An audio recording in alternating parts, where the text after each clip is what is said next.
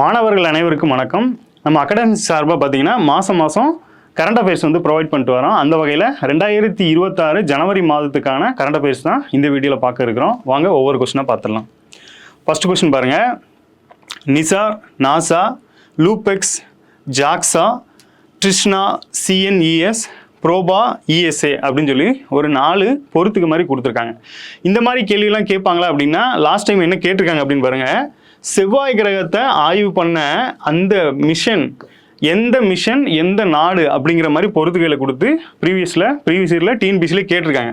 So அந்த ஃபார்மேட்டில் தான் இந்த கேள்வியோட நோக்கம் என்ன அப்படின்னு பார்த்தீங்கன்னா, இந்த நிசார் அப்படிங்கிறது நாசாவும் இஸ்ரோவும் கூட்டணியில் உருவாக்கப்பட்ட ஒரு செயற்கைக்கோள் தான். ஸோ நிசாருங்கிறது நம்ம ஸ்கூல் புக்கில் ஆல்ரெடி இருக்கிற ஒரு டேட்டா, ப்ளஸ் ரீசெண்டாக பார்த்தீங்கன்னா கடந்த ஆண்டுகளில் தான் அது விண்வெளிக்கு செலுத்தப்பட்டது. அதன் மூலமாக அது சக்ஸஸ்ஃபுல்லாக அமைஞ்சு அதோட இமேஜஸையும் வந்து ரிசீவ் பண்ணிட்டாங்க. ஸோ அந்த மாதிரி ஒரு கான்செப்ட் அந்த நாசா நிசார் அப்படிங்கிறது முக்கியமான ஒரு இது.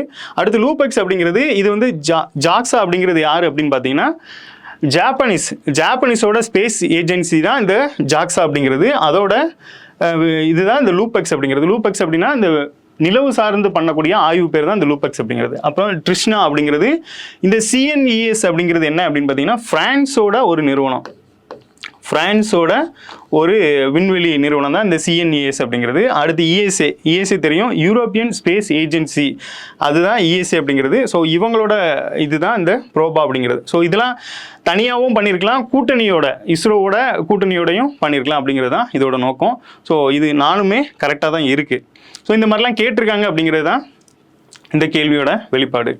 அடுத்ததாக பாருங்க, இந்தியாவில் வடிவமைப்பு சார்ந்த ஊக்கத்தொகை திட்டத்தை எந்த அமைச்சகம் வந்து செயல்படுத்திக்கிறது அப்படின்னு சொல்லி கொடுத்துருக்காங்க. So ministry of electronics and information டெக்னாலஜின்னு கொடுத்துருக்காங்க. இது போக ஸ்கில் டெவலப்மெண்ட் டிபார்ட்மெண்ட்னு ஒன்று இருக்கும், ஸ்கில் டெவலப்மெண்ட் டிபார்ட்மெண்ட் அப்படின்னு ஒன்று இருக்கும். ஸோ அதையும் ஆட் பண்ணிக்கோங்க. திறன் மேம்பாடு மற்றும் வளர்ச்சி அப்படின்னு ஒரு துறையும் இருக்குது. ஸோ அந்த துறையும் சேர்ந்து இந்த வடிவமைப்பு சார்ந்த ஊக்கத்தொகை திட்டத்தை செயல்படுத்திட்டு வராங்க. இந்த மாதிரி கேள்விகள்லாம் எப்படி கேட்டிருக்காங்க அப்படின்னா, லாஸ்ட்டாக வந்து ஒரு செயலியோட பெயரை கொடுத்துட்டு இந்த செயலியை எந்த மினிஸ்ட்ரி உருவாக்கியிருக்காங்க, அதை வந்து எந்த மினிஸ்ட்ரி வெளியிட்டாங்க அப்படிங்கிற மாதிரிலாம் கேட்டிருக்காங்க. ஸோ அதனால் அது சார்ந்த கேள்விகளும் இருக்குது. அடுத்ததாக பாருங்கள், பிஎஸ்எல்வி C62 ராக்கெட் EOS-N1 செயற்கைக்கோளை எந்த தேதியில் விண்ணில் செலுத்தும் அப்படின்னு சொல்லி கேட்டிருக்காங்க. இது நல்லா பார்த்தீங்கன்னா இது ஜனவரி மந்த்து கரண்ட் அஃபேர்ஸ் தான். ஜனவரி மந்த்து ஸ்டார்டிங்லேயே நம்ம எடுத்திருப்போம். ஆக்சுவலி அது வந்து ஜனவரி 12ஆம் தேதி தான் விண்ணில் ஏவராக இருந்திருக்கும். இது அதுக்கு முன்னாடி வந்த நியூஸ் அப்படிங்கிறதுனால ஸோ ப்ரீவியஸ்லேயே எடுக்கப்பட்டது. அப்போது இந்த டேட்டில் தான் இது போயிருக்கும். இப்போ தற்போதைய நிலைமைக்கு இது வந்து இந்த மிஷன் வந்து ஃபெயில்டு ஆயிடுச்சு. ஸோ அதையுமே கொஸ்டினாக வச்சுருக்காங்க. இருந்தாலும் இந்த C62 அப்படிங்கிறது இந்த EOS-N1 அப்படிங்கிற செயற்கைக்கோளை தான் விண்ணில் எடுத்துகிட்டு போச்சு. ஸோ அந்த வகையில் அந்த டேட்டை தான் கொஸ்டினாக கேட்டிருக்காங்க. நமக்கு லாஸ்ட்டாக பார்த்துருப்பீங்க ப்ரீவியஸ் இயரில் குரூப் 4ல் வந்து அந்த 100வது ராக்கெட்டு வந்து கடந்த ஆண்டோட மொதல் ராக்கெட்டாக இருந்திருக்கும். அந்த ராக்கெட்டோட டேட்டை தான் நம்மளுக்கு கொஸ்டினாக வச்சுருந்தாங்க. எக்ஸாம்பிளுக்கு 29 ஜனவரி 2025 அப்படிங்கிறத ஆப்ஷனில் வச்சுருந்தாங்க. அது அந்த GSLV F-15 அப்படிங்கிற பேரை கொஸ்டினில் வச்சுருந்தாங்க. ஸோ இந்த மாதிரிலாம் கேட்டிருக்காங்க அப்படிங்கிறதுனால அதை பேஸ் பண்ணி தான் இந்த கொஸ்டின். இதுவும் இந்த வருஷத்தோட முதல் ராக்கெட் அப்படிங்கிறதுனால அதிமுக்கியத்துவமாக பேசப்படுது. ஸோ இதுதான் கொஸ்டினாக கேட்டிருக்காங்க. இது என்னைக்குன்னா ஜனவரி 12, 2026 அப்படிங்கிறது சரியான விடை. அடுத்ததாக பாருங்கள், PSLV C62 ராக்கெட் மூலம் எத்தனை செயற்கைக்கோள் விண்ணில் ஏவப்பட்டதுன்னு சொல்லியிருக்காங்க. ஸோ 16 செயற்கைக்கோள் தான். இந்த EOS-N1 அப்படிங்கிறது இது ஒரு முக்கியமான இது.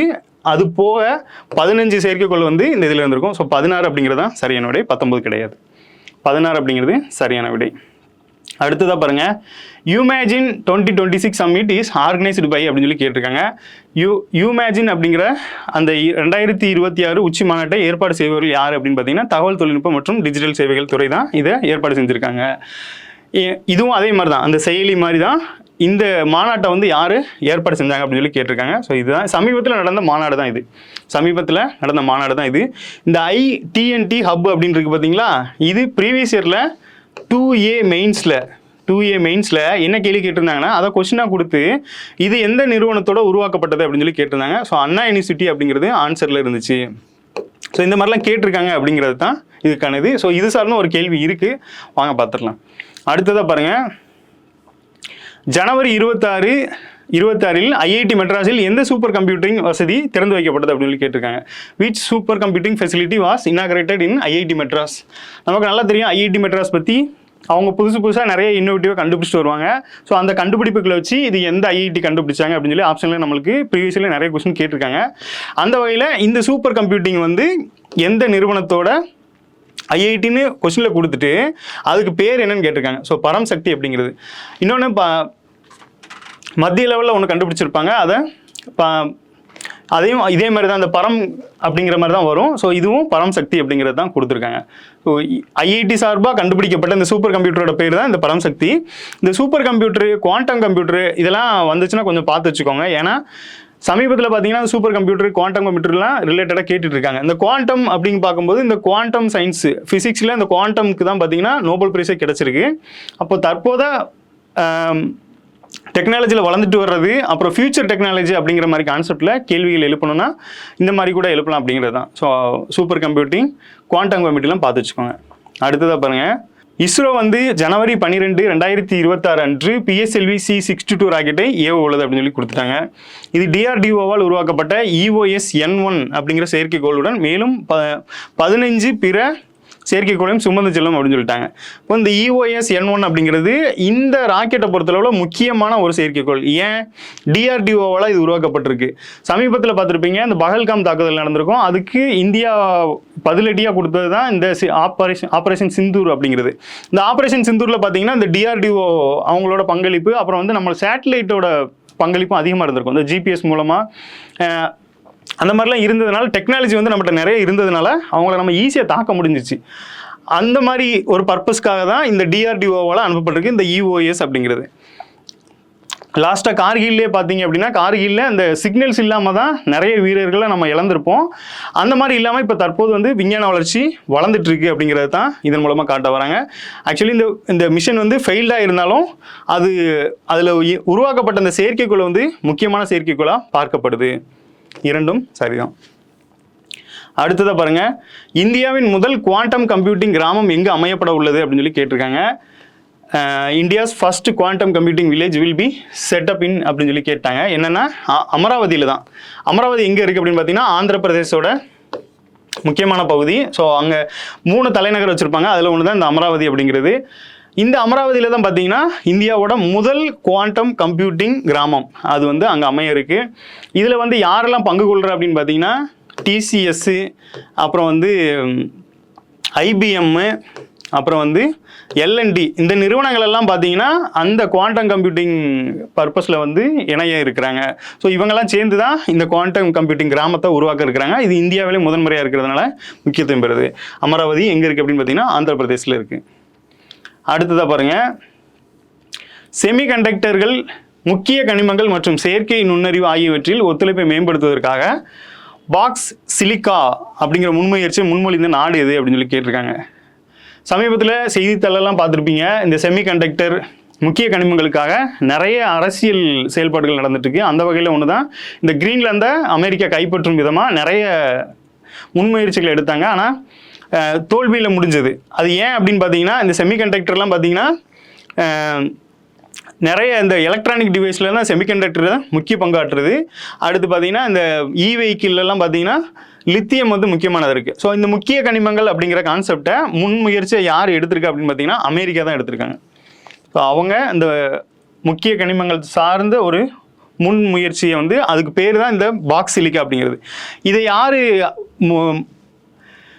நுணுக்கமாக பார்த்தோம் அப்படின்னா இது யார் எடுத்துகிட்டு வரா அப்படின்னா அமெரிக்காவோட எக்ஸ்டர்னல் மினிஸ்ட்ரி தான் வந்து இதை வந்து எடுத்துகிட்டு வராங்க அப்படிங்கிற ஒரு கருத்தையும் சொல்லியிருக்காங்க. ஸோ இந்த பாக்ஸ் சிலிக்கா அப்படிங்கிறது அமெரிக்காவோடது. அடுத்ததாக பாருங்கள், இஸ்ரோவோட PSLV ராக்கெட் 62 முறை விண்ணில் செலுத்தியுள்ளது. இந்த 62 ஏவுதல்களில் PSLV D1, PSLV C29, PSLV C61, PSLV C62 ஆகியவை தோல்வியடைந்தன. நம்ம லாஸ்ட்டாக பார்த்தது இதுதான், இந்த C62 அப்படிங்கிறது சமீபத்தில் ஜனவரி 12ஆம் தேதி இந்த வருடத்தோட முதல் ராக்கெட்டு. ஸோ அது வந்து தோல்வியில் முடிஞ்சிருச்சு அப்படின்னு சொல்லி இந்த திட்டத்தை கொடுத்துருக்காங்க. எக்ஸாம்பிளுக்கு நம்ம பார்த்துருவோம். லாஸ்ட்டாக நம்ம கேட்டாங்களா, லாஸ்ட்டாக என்ன கேட்டாங்க, 100வது லான்ச்சிங் லாஸ்ட் இயர் 2025ன்னு வச்சுக்கிறோமா. ஸோ ஸோ 2025 இந்த 100வது லான்ச்சிங், 2025ஓட முதல் ராக்கெட் தான் பார்த்தீங்கன்னா இந்த 100வது லான்ச்சிங். அப்போ ஒரு கிட்டத்தட்ட 100க்கும் மேற்பட்ட ராக்கெட்டுகளை இஸ்ரோ வந்து செலுத்தியிருக்காங்க. இதில் இவங்க கொடுத்தபடி பார்த்தீங்கன்னா இந்த PSLV வந்து C62 அப்படின்னு சொல்லியிருக்காங்க, 62 ராக்கெட்டுகளை ஏவிருக்காங்க அப்படின்னு சொல்லியிருக்காங்க. ஸோ அப்போ மீதி எல்லாம் என்னன்னா இந்த GSLV வகை, நம்ம இந்தியாவை பொறுத்தளவில் ஒன்று PSLV, இன்னொன்று GSLV அப்படின்னு இருக்கும். ஸோ இந்த 2 வகை ராக்கெட் தான் நம்ம வந்து விண்ணில் செலுத்திட்டு வரோம். இந்த வகையில் இது வந்து 62க்கும் மேற்பட்ட இது பண்ணியிருக்காங்க. ஸோ GSLV மீதி மிஷன்ஸை முடிச்சிருக்காங்க. நமக்கு லாஸ்ட்டாக கேட்டது GSLV மிஷன், GSLV F-15 ரக ராக்கெட்டு. இந்த ராக்கெட்டை தான் பார்த்தீங்கன்னா நம்ம 2025 ஜனவரி 29 விண்ணில் செலுத்திருப்போம். இதுதான் இஸ்ரோவோட 100th ராக்கெட். அதை ப்ரீவியஸில் கேட்டிருந்தாங்க. ஸோ அது மாதிரி கொஸ்டின்ஸ் தான் இதுவும். இஸ்ரோவோட 62 முறை விண்ணில் செலுத்தப்பட்டது அப்படிங்கிற மாதிரியும், 4 இது தோல்வி அடைஞ்சிருக்கு அப்படிங்கிற மாதிரியும். இப்போ இந்த மாதிரி இருக்கும்போது இந்த ரேஷியோ அப்படின்னு பார்த்தீங்கன்னா, சக்ஸஸ் ரேஷியோ அப்படின்னு பார்த்தீங்கன்னா, நம்ம 62 இது செலுத்தி அதில் ஒரு 4 தான் ஃபெயிலியராக இருக்குது. இதுலேயும் பார்த்தீங்கன்னா எல்லாமே லோ பட்ஜெட்டாக இருக்கும். எல்லாம் மற்ற நாடுகளை கம்பேர் பண்ணும்போது இந்தியாவோட மிஷன்ஸ் எல்லாமே லோ பட்ஜெட்டாக இருக்கும். ஸோ அந்த வகையில் சக்ஸஸ்ஃபுல்லாக தான் பண்ணியிருக்காங்க அப்படிங்கிறத நம்ம வந்து எடுத்துக்கலாம் இதன் மூலமாக. ஸோ இதுவும் இரண்டும் சரிதான். அடுத்து பாருங்கள், 2026ஆம் ஆண்டின் பிற்பகுதியில் வாயேஜர் 1 எந்த மைல்கல்லை அடையும் என்று எதிர்பார்க்கப்படுகிறது அப்படின்னு சொல்லியிருக்காங்க. எந்த மைல்கல்லை அடையும் அப்படின்னா, பூமியிலிருந்து ஒரு ஒளி நாள் அப்படின்னு சொல்லி கொடுத்துருக்காங்க. சயின்ஸில் பார்த்துருப்பீங்க, லைட்ஸ் அப்படின்னு ஒரு டாபிக் இருக்கும். அதில் நமக்கு ஒரு ஒளி ஆண்டு அப்படின்னு சொல்லி கொடுத்துருப்பாங்க. ஆனால் இங்கே என்ன கொடுத்துருக்காங்கன்னு பாருங்கள், ஒரு ஒளி நாள் அப்படின்னு சொல்லி கொடுத்துருக்காங்க. இப்போ இந்த ஒளி நாள் அப்படிங்கிறது என்னென்னா, இந்த 2026ஆம் ஆண்டோட பிற்பகுதியில் இந்த வாயேஜர் 1 அப்படிங்கிற ஒரு ப்ராஜெக்ட் வந்து இந்த ஒரு ஒளி நாள் அப்படிங்கிற தூரத்தை அடையிறத இலக்காக கொண்டு செயல்படுது அப்படின்னு சொல்லி. அப்போ நம்மளுக்கு இதில் மையக்கரு எதுன்னு பார்த்தீங்கன்னா, இந்த வாயேஜர் 1 அப்படிங்கிறது எதை பேஸ் பண்ணி இருக்குது அப்படின்னா, பூமியிலிருந்து ஒரு ஒளி நாள் அப்படிங்கிற இந்த ஆன்சரை பேஸ் பண்ணி இருக்குது அப்படிங்கிற விஷயத்த ஞாபகம் வச்சுக்கோங்க. இது 2026ஆம் பிற்பகுதியில்னு சொல்லிட்டாங்க. அடுத்தது பாருங்கள், பின்வரும் கூற்றுகளை கவனிங்கள். சுபான் சுக்லாவுக்கு அசோக சக்கர விருது வழங்கி கௌரவிக்கப்பட்டுள்ளது. சர்வதேச விண்வெளி நிலையத்திற்கு சென்ற முதல் இந்திய வீரர் சுபான் சுக்லா ஆவார். இந்த கொஸ்டினை பொறுத்தளவில் நிறைய கன்ஃபியூஸ் பண்ணிக்கிறாங்க. என்ன அப்படின்னு பார்த்தீங்கன்னா, 2 பேர். முதல்ல இந்தியா சார்பாக விண்வெளிக்கு சென்றவர். விண்வெளி அப்படிங்கிறது அந்த ஸ்பேஸில் வந்து விண்வெளியில் அப்படியே ஒரு 400 கிலோமீட்டர் 500 கிலோமீட்டர் விண்வெளியில் இருந்துட்டு அப்படியே ரிட்டர்ன் வந்துடுவாங்க. ஆனால் சுபான் சுக்லா போனது எங்கே அப்படின்னா, இந்த விண்வெளியிலேயே உள்ள ISS அப்படின்னு சொல்லப்படுற அந்த விண்வெளி நிலையத்திலேயே இருந்துட்டு வந்திருக்காங்க, இருந்து ஆய்வு பண்ணிட்டு வந்திருக்காங்க. ஸோ அப்போ 2 விதமாக பார்க்கணும். விண்வெளிக்கு சென்ற முதல் வீரர் யார் அப்படின்னு கேட்பாங்க. அவங்க இந்தியாவை பூர்வமாக கொண்ட ராகேஷ் சர்மா அப்படிங்கிறவர் 1984 முதல் முறையாக போயிருப்பாங்க. இப்போ விண்வெளி நிலையத்திற்கு சென்றவர் யார் அப்படின்னு கேட்டால் தான் இந்த சுபான் சுக்லாவை போடணும். அது மாதிரி விண்வெளிக்கு சென்ற முதல் பெண் யார் அப்படின்னு கேட்பாங்க. அவங்க தான் கல்பனா சாவ்லா. ஸோ இந்த மாதிரி இதை பிரித்து படிச்சுக்கோங்க. ஏன்னா கன்ஃபியூஸ் பண்ணுறதுக்கு அதிக வாய்ப்புகள் இருக்கிறதுனால பிரித்து படிச்சுக்கோங்க. ஸோ இவங்க விண்வெளி நிலையத்திற்கு சென்று வந்ததுனால அந்த வீர தீர செயல்களுக்கான இந்த அசோக சக்கர விருதை வந்து மத்திய அரசு இவங்களுக்கு சமீபத்தில் வழங்கியிருப்பாங்க. ஸோ அதை வச்சு தான் கொஸ்டினாக கேட்டிருக்காங்க. ஸோ இரண்டும் சரி. இப்போ பார்த்தீங்கன்னா எல்லாமே டாபிக் வைஸாக பிரிச்சிருப்பாங்க. நமக்கு சிலபஸ் இருக்கும் பார்த்தீங்களா, அந்த டாபிக் வைஸாகவே கொஸ்டின்ஸ் வந்து பிரிச்சிருக்காங்க. ஸோ அதன் அடிப்படையிலே ஒவ்வொரு கொஸ்டினும் இருக்கும். அடுத்ததை பாருங்க, புலிகள் கணக்கெடுப்பு 4 ஆண்டுகளுக்கு ஒரு முறை நடத்தப்படுகிறது. இது தேசிய புலிகள் பாதுகாப்பு ஆணையம் மற்றும் வனவிலங்கு நிறுவனம் ஆகியவற்றால் நடத்தப்படுகிறது அப்படின்னு சொல்லி கேட்டிருக்காங்க. தமிழ்நாட்டில் பார்த்தீங்கன்னா 5 புலிகள் காப்பகங்களும் மொத்தம் 306 புலிகளும் உள்ளன அப்படின்னு சொல்லி ஒரு புள்ளி விவரத்தை கொடுத்துருக்காங்க. பாருங்க, ஃபர்ஸ்ட் யார் புள்ளி விவரத்தை எடுக்கிறான்னா, தேசிய புலிகள் பாதுகாப்பு ஆணையம் மற்றும் இந்திய வனவிலங்கு நிறுவனம் 2 பேரும் சேர்ந்து தான் இந்த ஆய்வை பண்ணுறாங்க. எத்தனை வருஷத்துக்கு இருக்குன்னா 4 வருஷத்துக்கு இருக்க. இந்தியாவில் தமிழ்நாட்டை பொறுத்தளவில் 5 புலிகள் காப்பகங்கள் இருக்கு. மொத்தம் நம்மகிட்ட வந்து 306 புலிகள் இருக்கு. ஸோ இதுதான் முக்கியமான டேட்டா. அந்த வகையில் பார்க்கும்போது எல்லாமே சரியாக தான் இருக்குது, அனைத்தும் சரிதான். புலிகள் ப்ராஜெக்ட் அடுத்து வந்துடுது. இந்த புலிகளை இது பண்ணும்போது நம்மளுக்கு வனச்சட்டம் வந்து 1972 வந்திருக்கும். அதுக்கு அடுத்தாப்புலேயே பார்த்தீங்கன்னா இந்த புலி திட்டம் அப்படிங்கிறத கொண்டு வந்திருப்பாங்க. ஸோ புலிகளை பாதுகாக்க வேண்டியும் அதோட இனத்தை வந்து பெருக்க வேண்டியும் இந்த புலிகள் பாதுகாப்பு திட்டம் கொண்டு வந்திருப்பாங்க 1973. இந்த தேசிய புலி பாதுகாப்பு ஆணையம் 2005 நிறுவியிருக்காங்க. ஸோ இந்த திட்டம் தொடங்கினதோட பிற்பாடு இந்த 2005 தேசிய புலி பாதுகாப்பு ஆணையம் உருவாக்கியிருக்காங்க. இந்தியாவில் மத்திய பிரதேசத்தில் அதிக எண்ணிக்கையிலான புலிகள் இருக்குது அப்படிங்கிற ஒரு முக்கியமான தகவல். ஏன்னா ஆமாம், அங்கேயும் பார்த்தீங்கன்னா நிறைய புலிகள் அங்கே தான் இருக்குது. ஸோ இந்த புலிகள் சார்ந்த அந்த சரணாலயங்களும் அங்கே தான் அதிகமாக இருக்குது. அனைத்தும் சரிதான். அடுத்ததாக பாருங்கள், நவ் அப்படிங்கிற ஒரு இது என்னன்னா, நோ ஆர்கானிக் வேஸ்ட் என்ற முன்முயற்சி பின்வரும் எந்த உச்சி மாநாட்டில் தொடங்கப்பட்டது அப்படின்னு சொல்லி கொஸ்டினாக கேட்டிருக்காங்க.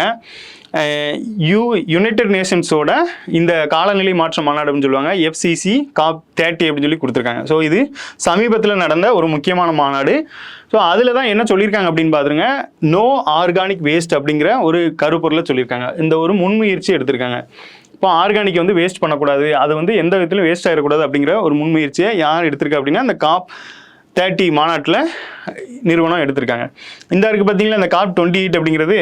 இந்த COP28 எங்கே இருக்கும் அப்படின்னு பார்த்தீங்கன்னா, நமக்கு 2A மெயின்ஸில் நம்மளுக்கு வந்து ஜாகிரஃபி சுற்றுச்சூழல் அந்த ஏரியாவில் பார்த்தீங்க அப்படின்னா அந்த சிலபஸில் டேரெக்டாகவே இந்த டாபிக் அப்படியே கொடுத்துருக்காங்க. சிலபஸில் டேரெக்டாக கொடுத்துட்டு இது சார்ந்த ஒரு கேள்வியும் லாஸ்ட் டைம் நடந்த குரூப் 2A மெயின்ஸில் கேட்டிருக்காங்க. ஸோ இந்த மாதிரிலாம் கேட்டிருக்காங்க அப்படிங்கிறது தான் இந்த கொஸ்டின்ஸ் வந்து சொல்ல வருது. ஸோ இப்போ லாஸ்ட் டைம் COP28 கேட்டிருக்காங்க அப்படின்னா COP30 சமீபத்தில் நடந்திருக்கு. அப்போ அது ரிலேட்டடாக பார்க்க வேண்டியது முக்கியமாக இருக்குது. அடுத்ததாக பாருங்கள், தேசிய பறவைகள் தினம் என்று அனுசரிக்கப்படுது அப்படின்னு சொல்லி கேட்டிருக்காங்க. ஸோ பறவைகளை பற்றின விழிப்புணர்வு, ஏன்னா நம்ம வந்து மனிதர்கள் வாழ்கிறதுக்காக நிறைய உயிரினங்கள் வந்து அழிஞ்சிட்டு வருது. அந்த வகையில் அந்த பறவை இனங்களும் இருக்குது. அப்போ அந்த பறவை தினத்தின் மூலமாக அந்த பறவைகளை எப்படி வந்து பாதுகாக்க முடியும், நம்மளால் முடிஞ்ச அளவு பாதுகாக்கிறது வேண்டிதான், அதற்கான விழிப்புணர்வை ஏற்படுத்தும் விதமாக இந்த பறவைகள் தினம் வந்து செலிப்ரேட் பண்ணப்படுது. நம்மளுக்கு இதுலேயுமே நிறைய சிட்டுக்குருவிகளுக்குன்னு தனியாக ஒரு டேட்டுமே நம்ம செலிப்ரேட் பண்ணிகிட்டு இருக்கோம். ஸோ நிறைய சினிமாக்கள் மூலியமாகவும் அந்த விழிப்புணர்வை ஏற்படுத்திட்டு வராங்க. அந்த வகையில் ஜனவரி 5 தான் பார்த்தீங்கன்னா தேசிய பறவைகள் தினம். அடுத்ததாக பாருங்கள், மக்கள் தொகை கணக்கெடுப்பு. மக்கள் தொகை வந்து நம்மளுக்கு ஒரு இம்பார்ட்டன்ட் டாபிக். 2 இடத்துல வரும். ஒன்று ஜாகிரஃபிலையும் மக்கள் தொகை வரும், எக்கனாமிக்ஸ்லேயும் மக்கள் தொகை வரும். இந்தியாவோட மிகப்பெரிய ப்ராப்ளம் எது அப்படின்னு கேட்டிங்கன்னா மக்கள் தொகை. ஏன்னா நம்ம வந்து ஒரு விஷயத்தை செய்யணும் அப்படின்னு நினச்சோன்னா அது கடைநிலை மக்கள் வரைக்கும் போய் சென்றடையதுன்னா இல்லை, அது வந்து மக்கள் தொகை அதிகமாக இருக்கிறதுனால நம்ம அதை கட்டுக்குள்ளே கொண்டு வர்றது அரசோட ஒரு முக்கியமானதாக இருக்குது. அந்த வகையில் மக்கள் தொகை கணக்கெடுப்போட முதல் கட்டம் என்ன கொடுத்துருக்காங்க அப்படின்னா வீடுகளை பட்டியலிடுறது தான் அதோட phase 1 அப்படின்னு சொல்லியிருக்காங்க. அதேமாரி அதோட 2ஆம் கட்டம் என்ன அப்படின்னா phase 2 அப்படிங்கிறது. ஸோ இந்த வகையில் தான் இந்த மக்கள் தொகை கணக்கெடுப்பை பண்ணுறாங்க. ஏன் அப்படின்னா வீடுகளை பொறுத்தளவில் ஒரு வீட்டுக்கு ஆவரேஜாக இத்தனை பேர் இருப்பாங்க, 4லிருந்து 5 பேர் இருப்பாங்க. இப்போது மக்கள் தொகை கவுண்டிங் பார்க்கும்போது ஒவ்வொரு பர்சனையும் தனித்தனியாக எடுக்கிறது. ஸோ இந்த கான்செப்டில் எடுப்பாங்க. இது வந்து ஒரு சாம்பிள் மாதிரி எடுப்பாங்க. இது துல்லியமாக பார்க்குறது தான் இந்த 2ஆம் கட்டம் அப்படிங்கிறது. அப்போ இரண்டும் சரி. அடுத்ததா மாதவ் காட்கில் 2010 அமைக்கப்பட்ட மேற்கு தொடர்ச்சி மலை சூழலியல் நிபுணர் குழு தலைவராக இருந்தார் அப்படின்னு சொல்லி கொடுத்துருக்காங்க. அடுத்து அவர் 2024 UNEP-யோட புவிக்கான சாம்பியன் விருதையும் பெற்றிருக்காரு. இந்த மாதவ் காட்கில் யார் அப்படின்னு பார்த்தீங்கன்னா சமீபத்தில் அவங்க வந்து இறந்து போனாங்க. ஸோ அவங்க மறைவை ஒட்டி அவங்கள பற்றின இந்த ஆர்டிகல்ஸ் எல்லாமே சமீபத்தில் பேப்பர்களில் நிறைய பேசப்பட்டு இருந்துச்சு. இவர் யார் அப்படின்னு பார்த்தீங்கன்னா இந்த சூழல் விரும்பி அப்படிம்பாங்க, சுற்றுச்சூழல் விரும்பி அப்படின்னு சொல்லுவாங்க. ஸோ அந்த இதில் ஒரு ஸ்பெஷலிஸ்ட்டு. இந்த மாதவ் காட்கில் என்ன பண்ணியிருக்காரு அப்படின்னு பாருங்கள், மேற்கு தொடர்ச்சி மலை தொடர்பாக சூழலியல் நிபுணர் குழு ஒன்று அமைச்சிருக்காங்க. அந்த குழுவுக்கு இவர் தான் தலைவராக இருந்திருக்காரு. அந்த குழு எப்போ அமைச்சாங்க, 2010 அமைச்சிருக்காங்க. அந்த குழுவுக்கு இவர் தான் தலைமை தாங்கி அந்த குழுவை வழி நடத்தியிருக்காங்க. அப்புறம் 2024 பார்த்தீங்கன்னா UNEP அப்படிங்கிறது என்விரான்மெண்ட் சார்ந்து இருக்கிற ஒரு அமைப்பு, யுனைடெட் நேஷனோட ஒரு பிரிவு. இந்த பிரிவு வந்து 2024 ஒரு விருது வழங்கியிருக்காங்க. புவிக்கான சாம்பியன் அப்படிங்கிற விருதை வழங்கியிருக்காங்க. யாருக்கு அப்படின்னா இந்த மாதவ் காட்கில் அவர்களுக்கு. ஸோ அவரை பற்றின ரீசெண்ட் டேட்டா தான் இது. அடுத்ததாக பாருங்கள், சமீபத்தில் புவிசார் குறியீடு பெற்ற நாகௌரி அஸ்வகந்தா அப்படிங்கிற அந்த ஒரு பொருள் வந்து எந்த மாநிலத்தை சார்ந்தது அப்படின்னு சொல்லி கேட்டிருக்காங்க.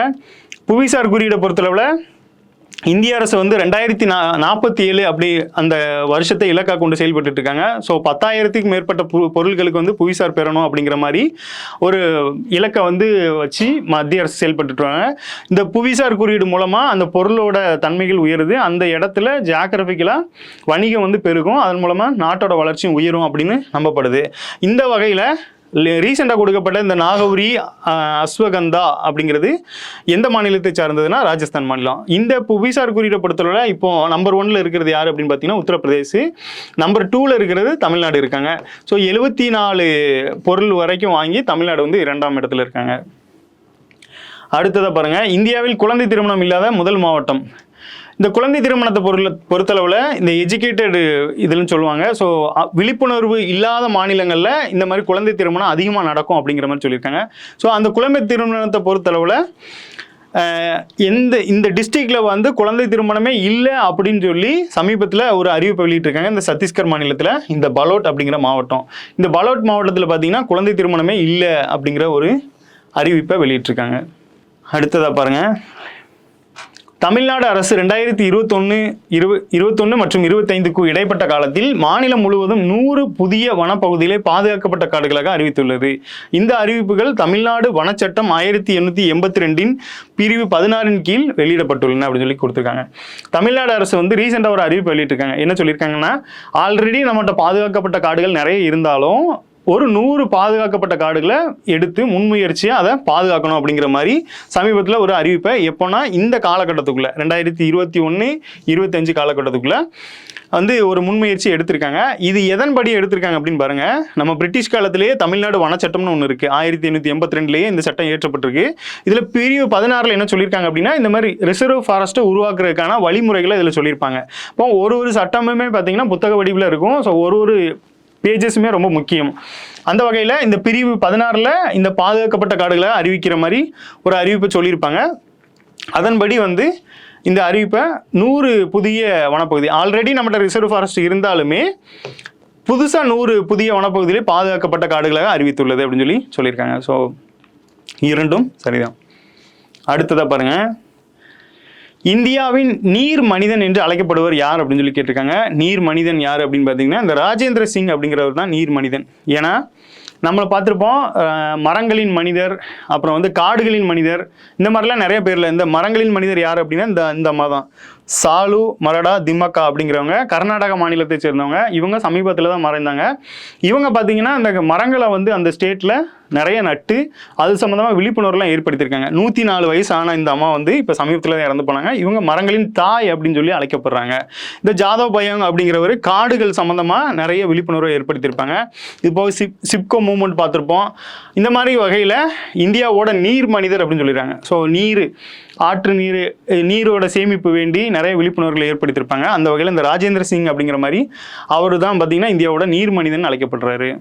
அடுத்ததாக பாருங்கள், விழுப்புரம் மாவட்டம் மரக்காணத்தில் சர்வதேச பறவைகள் மையம் அமைக்கப்பட உள்ளது. இது டிஎன் ஷோர் அப்படிங்கிற திட்டத்தின் கீழ் அமைக்கப்படுகிறது அப்படின்னு சொல்லி கேட்டிருக்காங்க.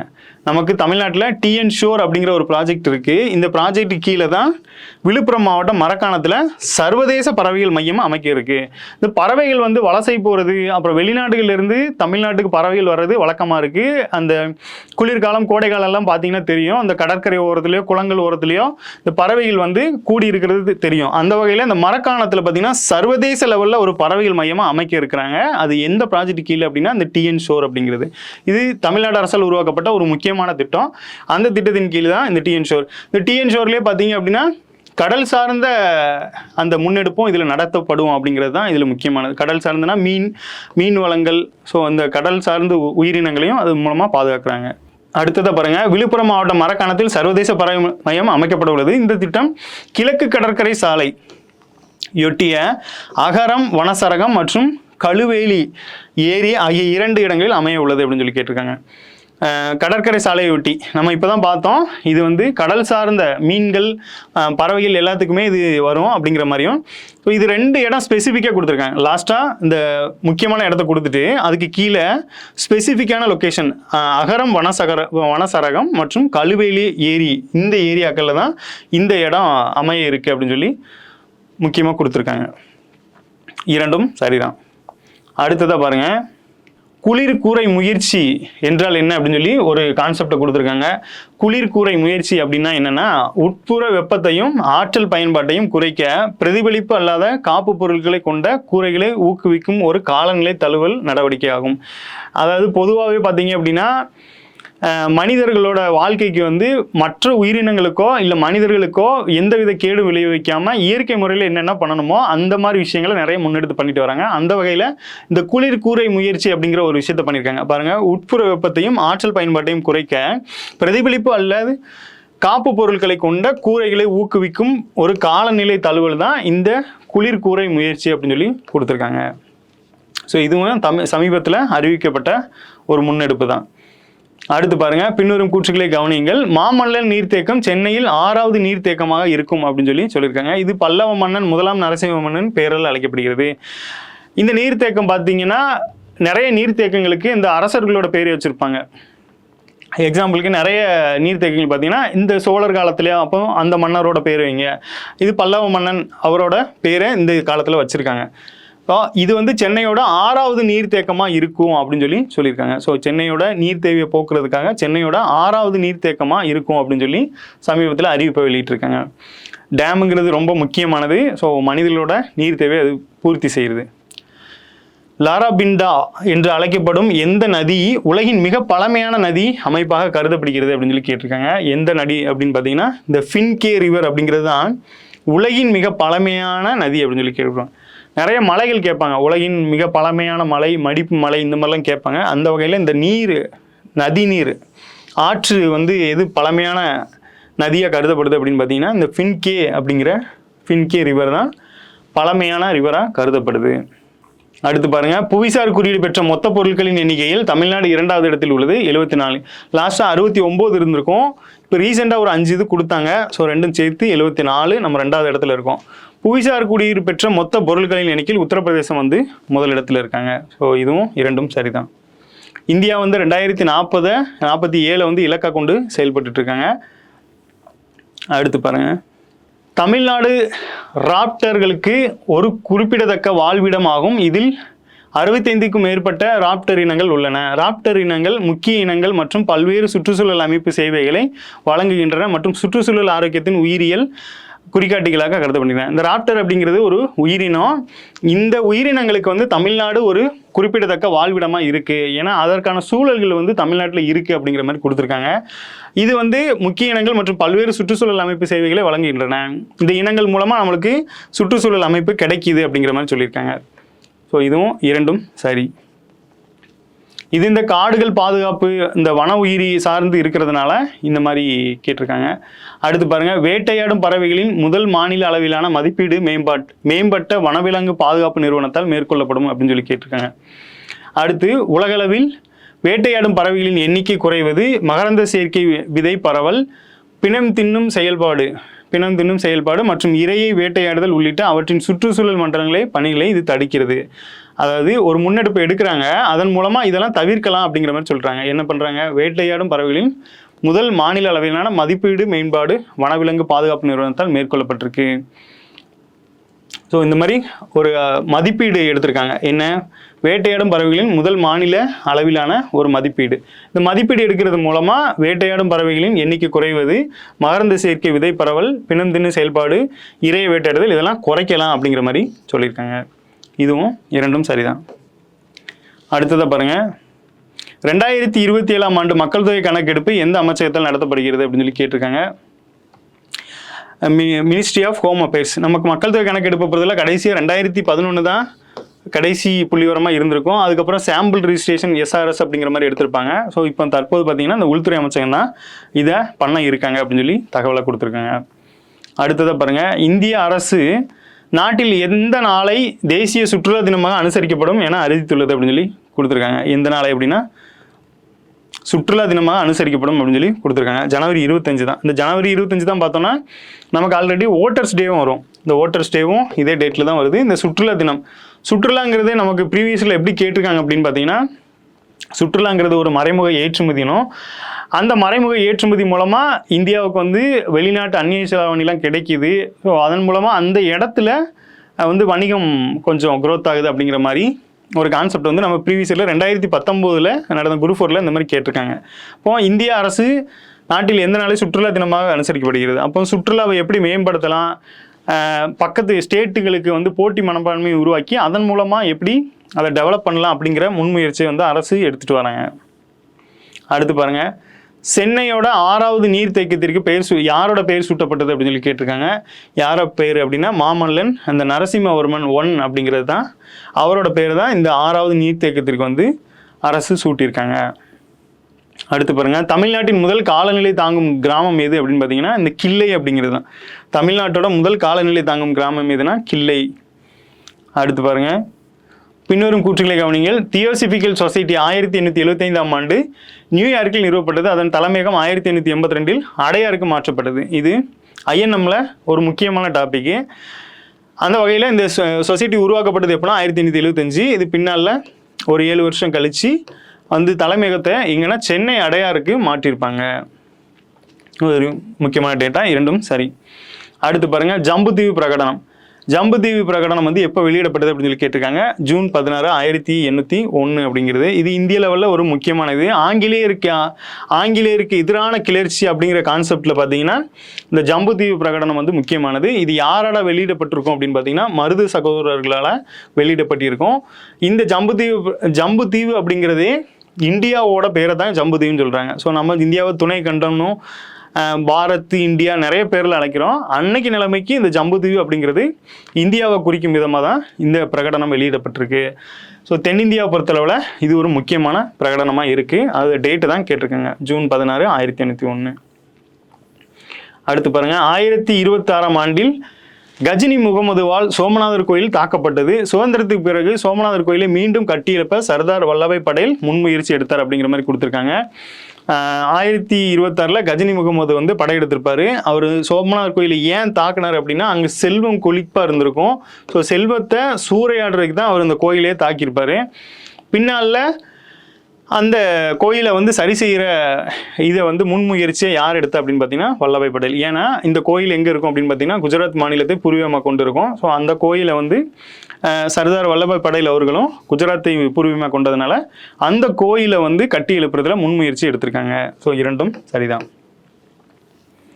அடுத்தது பாருங்க, தஞ்சை மராட்டியர்களின் மராட்டிய ஆட்சியாளரான 2ஆம் சரபோஜி தன்வந்திரி மகாலை நிறுவினார். இது மூலிகை மருந்துகளை தயாரிப்பதற்கான ஒரு ஆராய்ச்சி மையமாக நிறுவப்பட்டது அப்படின்னு சொல்லி கேட்டிருப்பாங்க. ஸோ இந்த பேர் கேள்விப்பட்டிருப்பீங்க. வரலாற்று காலத்திலும் சரி, இந்த மராட்டியர் காலத்திலும் சரி, இப்பவும் சரி, இந்த பேர் வந்து முக்கியமானதாக இருக்குது. ஏன் அப்படின்னா இந்த வரலாற்று காலத்தில் பார்த்தீங்கன்னா இந்த தன்வந்திரி அப்படிங்கிறவர் சிறந்த அறுவை சிகிச்சை நிபுணராகவும் சிறந்த மருத்துவராகவும் விளங்கியிருப்பார். அதை பேஸ் பண்ணி தான் பார்த்தீங்கன்னா இந்த தஞ்சை மராட்டியர்கள் இந்த பேரில் ஒரு மகாலை உருவாக்கியிருக்காங்க. இந்த மகாலில் என்ன பண்ணியிருக்காங்க அப்படின்னா இந்த மூலிகை மருந்துகள் இங்கே தயாரிக்கப்பட்டிருக்கு. இப்போ வரைக்கும் பார்த்தீங்கன்னா இந்த தன்வந்திரிங்கிற பேரில் இன்னைக்கு வரைக்குமே ஹாஸ்பிட்டல்ஸ்லாம் நிறைய இயங்கிட்டு தான் வருது. ஸோ இதுதான் இந்த 3 காலத்தையும் இணைக்கும் விதமாக இந்த மாதிரி தொடர்பு படுத்தி படிச்சுக்கிட்டா ஈஸியாயிரும். இரண்டும் சரி. அடுத்ததாக பாருங்க, வஉசி அவர்கள் 1908ஆம் ஆண்டு மார்ச் 12ஆம் தேதி கைது செய்யப்பட்டு 1912ஆம் ஆண்டு டிசம்பர் 24ஆம் தேதி விடுவிக்கப்பட்டார் அப்படின்னு சொல்லி ஒரு தகவலை கொடுத்துருக்காங்க. அடுத்து 2வது என்ன கொடுத்துருக்காங்க பாருங்க, இந்த 4 ஆண்டுகளில் அவர் பாளையங்கோட்டை, கோயம்புத்தூர் மற்றும் கண்ணூர் ஆகிய சிறைகளில் அடைக்கப்பட்டிருந்தார் அப்படின்னு சொல்லி கொடுத்துருக்காங்க. பாருங்க, இந்த மார்ச் 1908 அந்த மில்லு தொழிலாளர்கள் வேலை நிறுத்தம், நிறைய நிறுத்தங்கள்லாம் போயிட்டு இருக்கோம். அந்த வகையில் இவரை வந்து மார்ச் 12 கைது செஞ்சுருக்காங்க. மார்ச் 12 கைது செஞ்சு 4 வருஷம் சிறையில் வச்சு 1912 டிசம்பர் 24 வெளியிட்டிருக்காங்க. இந்த 4 ஆண்டுகளில் அவர் வந்து 3 சிறைகளில் அடைக்கப்பட்டிருக்காரு. ஸோ ஒரே இதில் இருந்தால் அவங்களுக்குள்ள குழு உருவாகிடுவாங்க அப்படிங்கிறதுனால நான் 3 சிறைகளில் மாற்றிருக்காங்க. இந்த வகையில் பாளையங்கோட்டை சிறையில் முதல்ல அடைச்சிருப்பாங்க. பின்னால் கோயம்புத்தூர் இந்த கண்ணூருக்குலாம் போகும்போது தான் அங்கே தான் பார்த்தீங்கன்னா இந்த செக்கு வந்து இழுக்க வச்சுருப்பாங்க. ஸோ மாட்டை வச்சு இழுக்கிற இந்த செக்கை வந்து இழுக்க வச்சுருப்பாங்க. இன்றைக்குமே அது பார்வைக்கு வைக்கப்பட்டிருக்கு. இந்த செக்கு வந்து இன்றைக்குமே பார்வைக்கு வைக்கப்பட்டிருக்கு. இப்போ இரண்டும் சரிதான். அடுத்து பாருங்கள், பின்னரும் எந்த தேதியில் வஉ சுப்பிரமணியம் சிவாவை சந்திச்சார் அப்படின்னு சொல்லி கேட்டிருக்காங்க. வஉசி வந்து சுப்பிரமணிய சிவாவை எந்த தேதியில் வந்து சந்திச்சாங்க அப்படின்னு சொல்லி கேட்டிருக்காங்க. இது அதே 1908 பிப்ரவரி 3. இங்கே பாருங்கள், இவங்க சந்தித்து அடுத்த மாதமே பிப்ரவரி 3 அவங்க சந்திச்சிருக்காங்க. மார்ச் மாதத்தில் இவரையும் கைது பண்ணிட்டாங்க. அடுத்ததாக பாருங்கள், தேஜேந்திர குமார் மித்ரா வந்தே மாதரம் பாடலின் வரிகளை அடிப்படையாக கொண்டு ஒரு ஓவிய தொடரை உருவாக்கினார். அது 1923ஆம் ஆண்டு வந்தே மாதரம் ஆல்பமாக என்ற தொடரில் வெளியிடப்பட்டது அப்படின்னு சொல்லி கேட்டிருக்காங்க. ஸோ இந்த வந்தே மாதரத்தோட பாடல் வந்து 150வது ஆண்டை வந்து அரசு சார்பாகவே கொண்டாடிட்டு இருக்காங்க. இந்த வகையில் இந்த வந்தே மாதரம் தொடர்பாக கேள்வி கேட்கறதுக்கான அதிகபட்ச வாய்ப்புகள் இருக்கிறதால இந்த தேஜேந்திர குமார் மித்ரா அப்படிங்கிறவர் வந்தே மாதரம் பாடலின் வரிகளை அடிப்படையாக கொண்டு ஒரு ஓவிய தொடரை உருவாக்கியிருக்காரு. இது வந்து 1923ஆம் ஆண்டு வந்தே மாதரம் அப்படிங்கிற ஆல்பம் என்ற தொகுப்பில் வெளியிடப்பட்டிருக்கு. இரண்டும் சரிதான். அடுத்து பாலிட்டி. பாலிட்டி ரிலேட்டடாக என்ன இருக்குது அப்படின்னு பார்த்தீங்கன்னா 2026ஆம் ஆண்டு இந்தியாவின் 77வது குடியரசு தின கொண்டாட்டங்களில் விருந்தினர்கள் யார் அப்படின்னு சொல்லி கேட்டிருக்காங்க. நமக்கு லாஸ்ட் குரூப் 4ல் என்ன கேட்டிருந்தாங்க அப்படின்னா பொறுத்துக்க வச்சு 4 நாட்டோட அதிபர்கள் பேரை வச்சு இந்த பக்கம் யார் குடியரசுத் தலைவராக இருந்தாங்க அந்த மாதிரி வச்சுருந்தாங்க. அதோட நோக்கம் என்னென்னா 4வது ஆப்ஷன் வந்து பார்த்திங்கன்னா தற்போதைய குடியரசுத் தலைவர் லாஸ்ட்டாக நடந்த ஈவெண்ட்டில் யார் சிறப்பு விருந்தினர் பங்கேற்றாங்களோ அவங்களோட பேர் இருந்திருக்கும். அப்போது கரண்ட்லேயும் ஓகே, அது போக மீதி 3 பேருமே பார்த்திங்கன்னா முக்கியமானவங்க. யாரெல்லாம் இருந்திருப்பா? பாரக் ஒபாமா இருந்திருப்பார், அமெரிக்காவோட அதிபர். விளாடிமிர் புதின் அவர்கள் ரஷ்யாவோட அதிபர். அடுத்து இன்னும் ஒருத்தவங்க இந்தோனேஷியா அதிபர்னு நினைக்கிறேன். ஆமாம், இந்த மாதிரி வச்சுருந்தாங்க.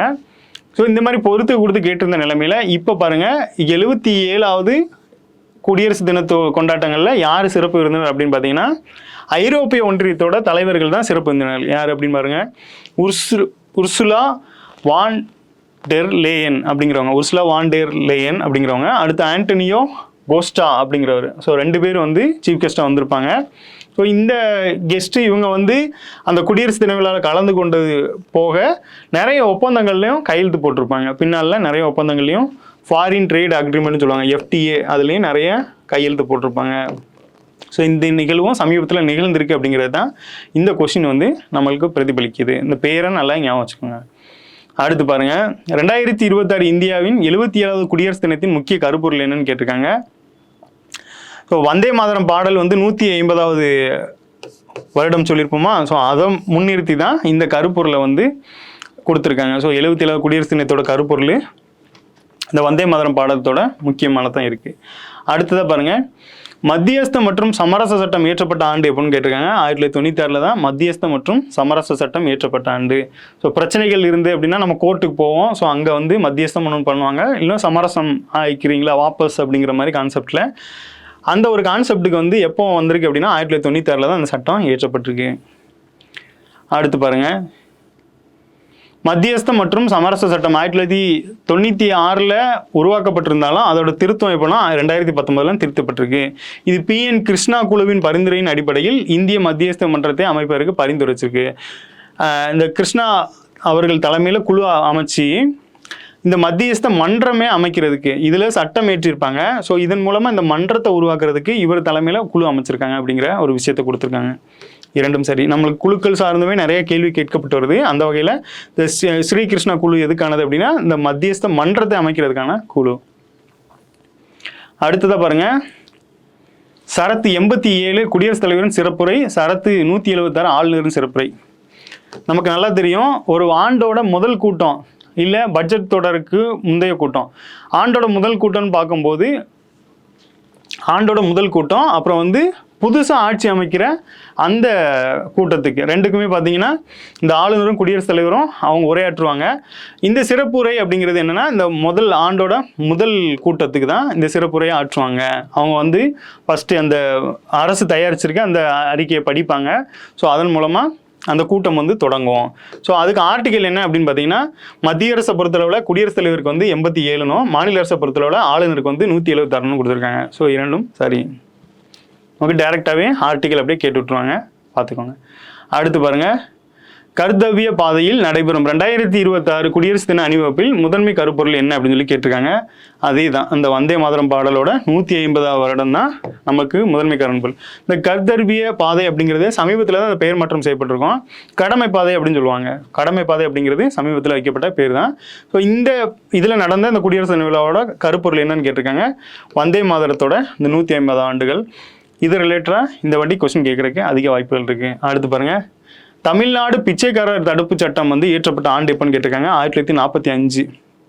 தமிழ்நாட்டை பொறுத்தளவில் மற்ற மாநிலங்களை கம்பேர் பண்ணும்போது தமிழ்நாடு சில விஷயங்களை முன்னெடுப்பு பண்ணியிருப்பாங்க. பாருங்கள், தமிழ்நாட்டை பொறுத்தளவில் பிச்சைக்காரரே இல்லாத நிலை வரணும் அப்படிங்கிறதுக்காக சுதந்திரத்துக்கு முன்னாடியே 2 வருஷத்துக்கு முன்னாடியே பார்த்தீங்கன்னா பிச்சைக்காரர்கள் தடுப்பு சட்டம் இருக்குது. இது மூலமாக பிச்சை எடுத்தல் குற்றம், அவங்க வந்து வேறு ஏதாவது அவங்கள மாற்று தொழிலுக்கு அனுப்புறது தான் இந்த சட்டத்தோட நோக்கம். அடுத்ததை பாருங்கள், எக்கனாமிக்ஸ் அண்ட் அட்மினிஸ்ட்ரேஷன். கலால் வரி என்பது இந்தியாவில் பொருட்கள் உற்பத்தி அல்லது தயாரிப்பின் மீது விதிக்கப்படும் ஒரு மறைமுக வரியாகும். அடுத்து, இந்த வரி பொருட்கள் சந்தையில் விற்பனை செய்யப்படுவதற்கு முன்பே உற்பத்தியாளர்களிடமிருந்து வசூலிக்கப்படுகிறது. நமக்கு வரின்னு ஒரு டாபிக் எடுத்துக்கிட்டீங்க அப்படின்னா 2 விதமாக கேட்பாங்க. முன்னாடிலாம் ஸ்டாட்டிக்காக ஈஸியாக கேட்டுட்டு இருந்தாங்க, இப்போலாம் கொஞ்சம் ட்விஸ்ட் பண்ணி கேட்குறாங்க. வரினா நேர்முக வரி, மறைமுக வரி, இது கீழே ஒரு 4-5 வரும், இது கீழே ஒரு 4-5 வரும். அந்த வகையில் நமக்கு ஜிஎஸ்டி வந்ததுக்கப்புறம் ஜிஎஸ்டியை டேரெக்டாகவே சிலபஸில் வந்துடுறதுனால இந்த ஜிஎஸ்டி ரிலேட்டடாக நிறைய வரி கான்செப்ட் போயிட்டு. ஆனால் இதுக்கு முன்னாடி எப்படிலாம் கேட்டுட்டு இருந்தாங்க அப்படின்னா, நேர்முக வரியில் என்னெல்லாம் வரும், மறைமுக வரியில் என்னெல்லாம் வரும். அப்போ இந்த வகையில் இந்த கலால் வரி அப்படிங்கிறது எப்படின்னா நமக்கு எதில் வருது, மறைமுக வரியில் வருது. இந்த மறைமுக வரி அப்படிங்கிறது எப்படின்னா, ஒருத்தர் வந்து நேரடியாக போய் செலுத்த மாட்டாங்க, ஒரு பொருள் வாங்குறது மூலமாக மறைமுகமாக அந்த பொருளுக்கான வரியை செலுத்திட்டு இருப்பாங்க. ஸோ அதுதான் மறைமுக வரி. இந்த வரி பொருட்கள் சந்தையில் விற்பனை செய்யப்படுவதற்கு முன்பே உற்பத்தியாளரிடம் இருந்து வசூலிக்கப்படுகிறது. ஒரு எடுத்துக்காட்டுக்கு ஒரு பிஸ்கட் பாக்கெட்டை தயாரிக்கிறாங்க அப்படின்னா, அந்த பாக்கெட்டை உருவாக்குற அந்த ஃபேக்ட்ரிக்காரங்கிட்ட இருந்தே அந்த வரியை வசூல் பண்ணிடுவாங்க. பின்னால் பொருட்களை மக்கள் வாங்கும்போது மக்கள் வந்து இன்க்ளூடிங் டேக்ஸ் அப்படின்னு சொல்லி போட்டு மக்கள்கிட்ட வசூலிச்சிருவாங்க. ஸோ இதுதான் மறைமுக வரி அப்படிங்கிறது. நேரடி வரினா என்னென்னா, ஒரு நபரே நேரடியாக அரசுக்கு செலுத்துகிற வரி தான் நேரடி வரி அப்படிங்கிறது. எடுத்துக்காட்டு இன்கம் டேக்ஸை சொல்லலாம். நமக்கு ஜிஎஸ்டி கேட்பாங்க, ஜிஎஸ்டி மறைமுக வரியில் தான் வரும். அடுத்து பாருங்கள், மத்திய அரசின் புகையிலை வரி மற்றும் மறுசீரமைப்பு பின்வரும் எந்த தேதியில் நடைமுறைக்கு வரும் அப்படின்னு சொல்லி கொடுத்துருக்காங்க. எப்போ அப்படின்னு பார்த்தீங்கன்னா February 1, 2026. லாஸ்ட்டாக பார்த்தீங்கன்னா 2.0 ஜிஎஸ்டி 2.0ன்னு ஒரு சீர்திருத்தம் கொண்டு வந்திருப்பாங்க. இதில் வந்து 2 வரி தான் இருக்கும். என்ன, ஒன்று 5, இன்னொன்று 18. இப்போ 12ல் இருந்ததெல்லாம் இந்த 5க்கு போயிடும், 28ல் இருந்ததெல்லாம் இந்த 18க்கு வந்துடும். இதன் மூலமாக நிறைய பொருட்களோட விலைகள் குறைஞ்சிது. இப்போது ஒரு மிகப்பெரிய சீர்திருத்தம் அப்படிங்கிற மாதிரி தீபாவளியை ஒட்டி ஒரு அறிவிப்பை வெளியிட்டாங்க. எந்த டேட் அப்படின்னு பார்த்தீங்கன்னா 22 செப்டம்பர் 2025. சரிங்களா, இந்த டேட்லேயே அதை வெளியிட்டுருவாங்க. அதே சேம் டைமில் தான் இன்னொரு 40% வரி அப்படின்னு சொல்லி கொண்டு வந்திருப்பாங்க. எதுக்கு, இந்த புகையிலை பொருட்களுக்கான வரி. அப்போது இந்த புகையிலை பொருட்களுக்கு இந்த 40% ப்ளஸ் செஸ் வரி அப்படின்னு ஒன்று சொல்லியிருப்பாங்க. அதன் மூலமாக இந்த பொருட்களோட விலை பார்த்தீங்கன்னா கண்ணாப்பண்ணான்னு ஏறிடுச்சு. அப்போது அந்த இது வந்து அமலுக்கு அது முன்னாடியே ஃபிக்ஸ் பண்ணிட்டாங்க. ஆனால் அமலுக்கு வர்றது பார்த்தீங்கன்னா இந்த டேட்டு. ஆனால் இப்போ ரீசெண்டாக என்ன டாபிக் போயிட்டு இருக்கு அப்படின்னா, பட்ஜெட் போட்டாங்க, அதோட தாக்கத்தில் தான் இது வந்து கூடிருச்சு அப்படிங்கிற மாதிரி ஒரு டாக் போயிட்டு இருக்கு. பட் இது முன்னாடியே முடிவு பண்ண ஒரு விஷயம். இது அமலுக்கு வர டேட்டு தான் இந்த February 1. நம்மளுக்கு இப்போ ரீசெண்ட் டேஸில் இந்த February 1 தான் பார்த்தீங்கன்னா நம்ம பட்ஜெட் டேட்டாக இது பண்ணிட்டு இருக்கோம். ஒரு 10 வருஷத்துக்கு முன்னாடி பார்த்தீங்க அப்படின்னா February கடைசி வாரத்தில் தான் நம்ம வந்து பட்ஜெட் போட்டுட்டு இருந்தோம். இப்போ இந்த தற்போதைய அரசு பொறுப்பேற்றதுக்கு முன்னாடி பார்த்தீங்கன்னா இந்த February 1 வந்து பட்ஜெட் டேட்டாக அறிவிச்சிட்டு வராங்க. அடுத்ததாக பாருங்கள், டிசம்பர் மாதத்தில் மொத்த ஜிஎஸ்டி வருவாய் வசூல் அப்படின்னு சொல்லி கேட்டிருக்காங்க. ஸோ இது மாதத்துக்கும் சரி ஒரு வருஷத்துக்கும் சரி ஒரு அப்ராக்சிமேட்டாக ஒரு வேல்யூ இருக்கும். இந்த மாதிரி வரும்போது அந்த வருஷத்தில் இந்த மாதத்தில் அதிக தொகை எது இருக்கோ அது வந்து பேசு பொருளாக இருக்கும். அந்த வகையில் இப்போ இந்த டிசம்பர் மாதத்தில் முடிஞ்ச டிசம்பர் மாதத்தில் பார்த்தீங்கன்னா 1.74 லட்சம். எக்ஸாம்பிளுக்கு லாஸ்ட்டாக பார்த்தீங்கன்னா நம்ம மத்திய அரசு 2025 50 லட்சம் கோடி வந்து பட்ஜெட் தொகையாக இருந்திருக்கும். இதில் ஒரு 34 லட்சம் கோடி வந்து அரசோட வருவாய் இருந்திருக்கும். இதில் ஒரு 20 லட்சம் கோடி பார்த்தீங்கன்னா இந்த வரிகள் மூலமாக கிடச்சிருக்கும். இந்த வரிகள் மூலமாக கிடைச்சதுனால இது ஒரு முக்கியத்துவம் பெறுது. ஆவரேஜாக பாருங்கள், ஒரு 1.5 லட்சம் கோடி அப்படின்னு வச்சுக்கிட்டா கூட 12ன்னு பார்க்கும்போது கிட்டத்தட்ட ஒரு 20 லட்சம் கோடிக்கிட்ட அதுவே வந்துடுது. ஸோ இந்த மாதிரி ஜிஎஸ்டி வந்து ஒரு புதிய ஒரு தாக்கத்தை உருவாக்குனதுனால அது ரிலேட்டடான கேள்விகளும் கேட்கப்பட்டு வருது. அடுத்து பாருங்கள், February 1, 2026 முதல் நடைமுறைக்கு வரும் புதிய கட்டமைப்பு படி சிகரெட்டுகள் மற்றும் பான் மசாலாக்களுக்கு பொருந்தக்கூடிய ஜிஎஸ்டி வரி விகிதம் எவ்வளோன்னு கேட்டிருக்காங்க. இந்த 40% அப்படிங்கிறது தான். ஸோ இது முக்கியமானது. அடுத்ததாக பாருங்கள், தமிழ்நாடு உறுதி செய்யப்பட்ட ஓய்வூதிய திட்டம் குறித்து சரியான கூற்றுக்களை தேர்வு செய்யவும். மாநில அரசு ஊழியர்களுக்கு அவர்கள் கடைசியாக பெற்ற அடிப்படை ஊதியத்தில் 50% தொகைக்கு இணையான உறுதி செய்யப்பட்ட ஓய்வூதியம் வழங்கப்படும். தமிழ்நாடு உறுதி செய்யப்பட்ட ஓய்வூதிய திட்டத்தின் கீழ் ஊழியர்கள் தங்கள் அடிப்படை ஊதியத்தில் 10% தொகையை ஓய்வூதிய நிதிக்கு செலுத்த வேண்டும். ஓய்வூதியதாரரின் மரணத்திற்கு பிறகு பரிந்துரைக்கப்பட்ட நபருக்கு 60% குடும்ப ஓய்வூதியம் வழங்கப்படும் சொல்லியிருக்காங்க. இது சமீபத்தில் பார்த்துருப்பீங்க, ஒரு 20 ஆண்டு காலமாக அரசு ஊழியர்கள் வந்து போராடிட்டு இருக்காங்க இந்த பழைய ஓய்வூதியத்தை அறிவிக்கணும் அப்படின்னு சொல்லி. ஸோ அதை கருத்தில் கொண்டு தமிழ்நாடு அரசு வந்து சமீபத்தில் இந்த ககன்தீப் சிங் பேடி அப்படிங்கிற அவர் ஐஏஎஸ் தலைமையில் ஒரு குழு அமைச்சாங்க. அந்த குழு கொடுத்த பரிந்துரையின் அடிப்படையில் ஒரு இதை அறிவிச்சாங்க, அந்த உறுதி செய் அப்படிங்கிற ஓய்வூதிய திட்டத்தை அறிவிச்சாங்க. அந்த திட்டத்தோட ஒரு முக்கியமான 3 கருத்தை தான் நம்மளுக்கு ஸ்டேட்மெண்ட்டாக கொடுத்துருக்காங்க. இதில் என்ன பண்ணியிருக்காங்கன்னு பாருங்கள், அடிப்படை ஓய்வூதியத்திலிருந்து 50% தொகைக்கு இணையான உறுதி செய் ஓய்வூதியம் வழங்கப்படுகிறோம். இதில் ஒரு 10% தொகையை பார்த்தீங்கன்னா ஓய்வூதிய நிதிக்கு அந்த அரசு ஊழியர் வந்து செலுத்துகிற மாதிரி இருக்கும். ஓய்வூதியர் அவரோட மரணத்திற்கு பிறகு பார்த்தீங்கன்னா பரிந்துரைக்கப்பட்ட நபருக்கு 60% ஓய்வூதியம் வழங்கப்படும் அப்படின்னு சொல்லி சொல்லிட்டாங்க. ஸோ இதுதான் அந்த அறிக்கையில் சொல்லப்பட்ட ஒரு முக்கியமான 3 ஸ்டேட்மெண்ட்டு. ஸோ இதே அரசு வந்து நடைமுறையும் படுத்திட்டாங்க. அடுத்ததாக பாருங்கள், அதே அந்த அரசு ஓய்வூதிய திட்டம் பற்றி தான். ஓய்வு பெறும் சமயத்திலோ அல்லது பணியில் இருக்கும்போதோ மரணம் ஏற்பட்டாலும் அரசு ஊழியருக்கு அவர்களின் பணிக்காலத்தின் அடிப்படையில் ரூபாய் 25 லட்சத்திற்கும் மிகாமல் பணிக்கொடை வழங்கப்படும். அனைத்து அரசு ஊழியருக்கும் அவர்களின் பணிக்காலத்தை பொருட்படுத்தாமல் ஓய்வூதியம் பெற தகுதியுடையவர்கள் அப்படிங்கிற மாதிரி சொல்லியிருக்காங்க. ஸோ அதாவது அவங்க பணிக்காலத்தில் இறந்துட்டாங்க அப்படின்னா இந்த தொகை வந்து அவங்களுக்கு வழங்கப்படும், இதற்கு குறையாமல் கொடுத்துருவோம் அப்படின்னு சொல்லிட்டாங்க. அதேமாதிரி அனைத்து அரசு ஊழியர்களும் அவர்களின் பணிக்காலத்தை பொருட்படுத்தாமல் ஓய்வூதியம் பெற தகுதியுடையவர்கள். எந்த காலகட்டத்தில் ஜாயின் பண்ணாங்க அப்படிங்கிற பணிக்காலத்தை பொருட்படுத்தாமல் அவங்க எல்லாருக்குமே கொடுத்துருவோம் அப்படிங்கிற ஒரு ஸ்டேட்மெண்ட் தான் சொல்லியிருக்காங்க. இரண்டும் சரி. அடுத்து பாருங்க, உலகம் உங்கள் கையில் என்ற கருப்பொருள் எதனுடன் தொடர்புடையதுன்னு கேட்டிருக்காங்க. இந்த கல்லூரி மாணவர்களுக்கான மடிக்கணினி வழங்குறது. இது பார்த்தீங்கன்னா ஃபர்ஸ்ட் டைமாக தமிழ்நாட்டில் 2011 மறைந்த முன்னாள் முதல்வர் ஜெயலலிதா அவர்கள் அவங்க இந்த டைமில் எலெக்ஷன் நடந்திருக்கும் தமிழ்நாட்டில். ஸோ அந்த தேர்தல் வாக்குறுதியில் அந்த வாக்குறுதியை கொடுத்துருப்பாங்க. அதன் அடிப்படையில் 2011 அவங்க ஆட்சிக்கு வந்ததுமே அந்த லேப்டாப் இதை வந்து கல்லூரி மாணவர்களுக்கு முதல் கட்டமாக வழங்கியிருப்பாங்க. பிற்பாடு பார்த்தீங்கன்னா அது இடையில நிப்பாட்டி வைக்கப்பட்டிருந்துச்சு. இப்போ முதல்வர் அவர்கள் அறிவிப்பை வெளியிட்டாங்க. என்ன அப்படின்னா 20 லட்சம் பேருக்கு வந்து நாங்கள் இந்த மடிக்கணினியை வழங்குறோம் அப்படின்னு சொல்லி ஒரு அறிவிப்பை வெளியிட்டாங்க. இந்த 20 லட்சம் மடிக்கணினி வழங்குற திட்டத்தோட முதல் கட்டமாக வழங்கும் போது தான் அரசு வந்து உலகம் உங்கள் கையில் அப்படிங்கிற கருப்பொருளோட அந்த மடிக்கணினியை வந்து வழங்கினாங்க. இது சமீபத்தில் நடந்ததுனால அது சம்பந்தமான ஒரு கேள்வி. உலகம் உங்கள் கையில் அப்படிங்கிறது எதோட கருப்பொருள் அப்படின்னா இந்த கல்லூரி மாணவர்களுக்கான மடிக்கணினி வழங்குறதோட ஒரு மையக்கரு தான் இந்த உலகம் உங்கள் கையில் அப்படிங்கிறது. அடுத்தது பாருங்க, தமிழ்நாடு உறுதி செய்யப்பட்ட ஓய்வூதிய திட்டத்தின் கீழ் ஓய்வூதிய நிதிக்கு அரசாங்கத்தின் மாதாந்திர பங்களிப்பு எவ்வளவு அப்படின்னு சொல்லி பார்த்தீங்கன்னா 18.5% அப்படிங்கிறது. இப்போ இந்த 10.5 என்னன்னா இது வந்து அந்த ஊழியர்கிட்ட இருந்து வாங்குறது, இதை வந்து அரசு செலுத்துறது அப்படிங்கிற மாதிரி. ஸோ 18.5 வந்து அரசு வந்து தங்களோட பங்களிப்பை செலுத்துறாங்க 18.5. அடுத்து பாருங்க, அனைவரையும் உள்ளடக்கிய வளர்ச்சியை மேம்படுத்துவதற்காக தமிழ்நாடு அரசின் பின்வரும் எந்த அமைப்புடன் புரிந்துணர்வு ஒப்பந்தத்தில் கையெழுத்திட்டுள்ளது அப்படின்னு சொல்லி கேட்டிருக்காங்க. எந்த அமைப்பு அப்படின்னா ஐநாவோட பெண்கள் அமைப்பு. அரசு வந்து நிறைய நிறுவனங்களோட புரிந்துணர்வு ஒப்பந்தத்தின் மூலமாக நிறைய முன்னெடுப்புகளை பண்ணிட்டு வராங்க. அந்த வகையில் இந்த முன்னெடுப்பு வந்து ஐநாவோட இந்த பெண்கள் அமைப்போட ஒப்பந்தத்தை போட்டிருக்காங்க. அடுத்ததாக பாருங்கள், அரசு துறைகளில் புத்தாக்கத்தை ஊக்குவிப்பதற்காக தமிழ்நாடு திட்டக்குழுவில் பின்வரும் எந்த அமைப்புடன் முத்தரப்பு ஒப்பந்தத்தில் கையெழுத்திட்டுள்ளது அப்படின்னு சொல்லி கேட்டிருக்காங்க. எந்த இதுன்னு பார்த்தீங்கன்னா OECD, OPSI, அப்புறம் யூனிசெஃப், இந்த 3 நிறுவனங்களோட புத்தாக்க திட்டத்தை ஊக்குவிப்பதற்காக இந்த 3 நிறுவனங்களோட ஒப்பந்தம் போட்டிருக்காங்க. இதுவும் சமீபத்தில் நடந்தது. அடுத்ததாக பாருங்க, வெள்ளி பொருளாதாரம் என்ற சொல்லால் நீங்கள் எதை குறிப்பிடுகிறீர்கள் அப்படின்னு சொல்லி கொஸ்டினை கேட்டிருக்காங்க. இந்த வெள்ளி பொருளாதாரம் அப்படிங்கிறது யாரு அப்படின்னு பார்த்தீங்கன்னா இந்த வயதான மக்கள் தொகையின் தேவைகளை மையமாக கொண்டு பொருளாதார நடவடிக்கைகள் மற்றும் சந்தைகள் தான் இந்த வெள்ளி பொருளாதாரம் அப்படின்னு சொல்கிறாங்க. ஸோ நம்ம இதை எப்படி ஆவச்சிக்கலாம் அப்படின்னா அவங்களுக்கு இந்த வயதானவங்களுக்கு வந்து நரைச்ச முடி வெள்ளி இதில் தான் இருக்கும். ஸோ வெள்ளி பொருளாதாரம் அப்படிங்கிறது வயதானவர்களை பேஸ் பண்ணி இருக்கிறது தான். நம்ம லாஸ்ட்டாக ஆரஞ்சு எக்கனாமின்னு ஒன்று பார்த்துருப்போம். ஆரஞ்சு எக்கனாமி அப்படிங்கிறத பிரதமர் அவர்கள் வந்து இந்த வேவ்ஸ் மாநாட்டில் வந்து அறிவிச்சிருப்பாங்க. ஸோ அதேமாதிரி இந்த வெள்ளி பொருளாதாரம் ஒன்று சமீபத்தில் சொல்லியிருக்காங்க. இது என்னென்னா இந்த வயதானவர்களுக்கானது.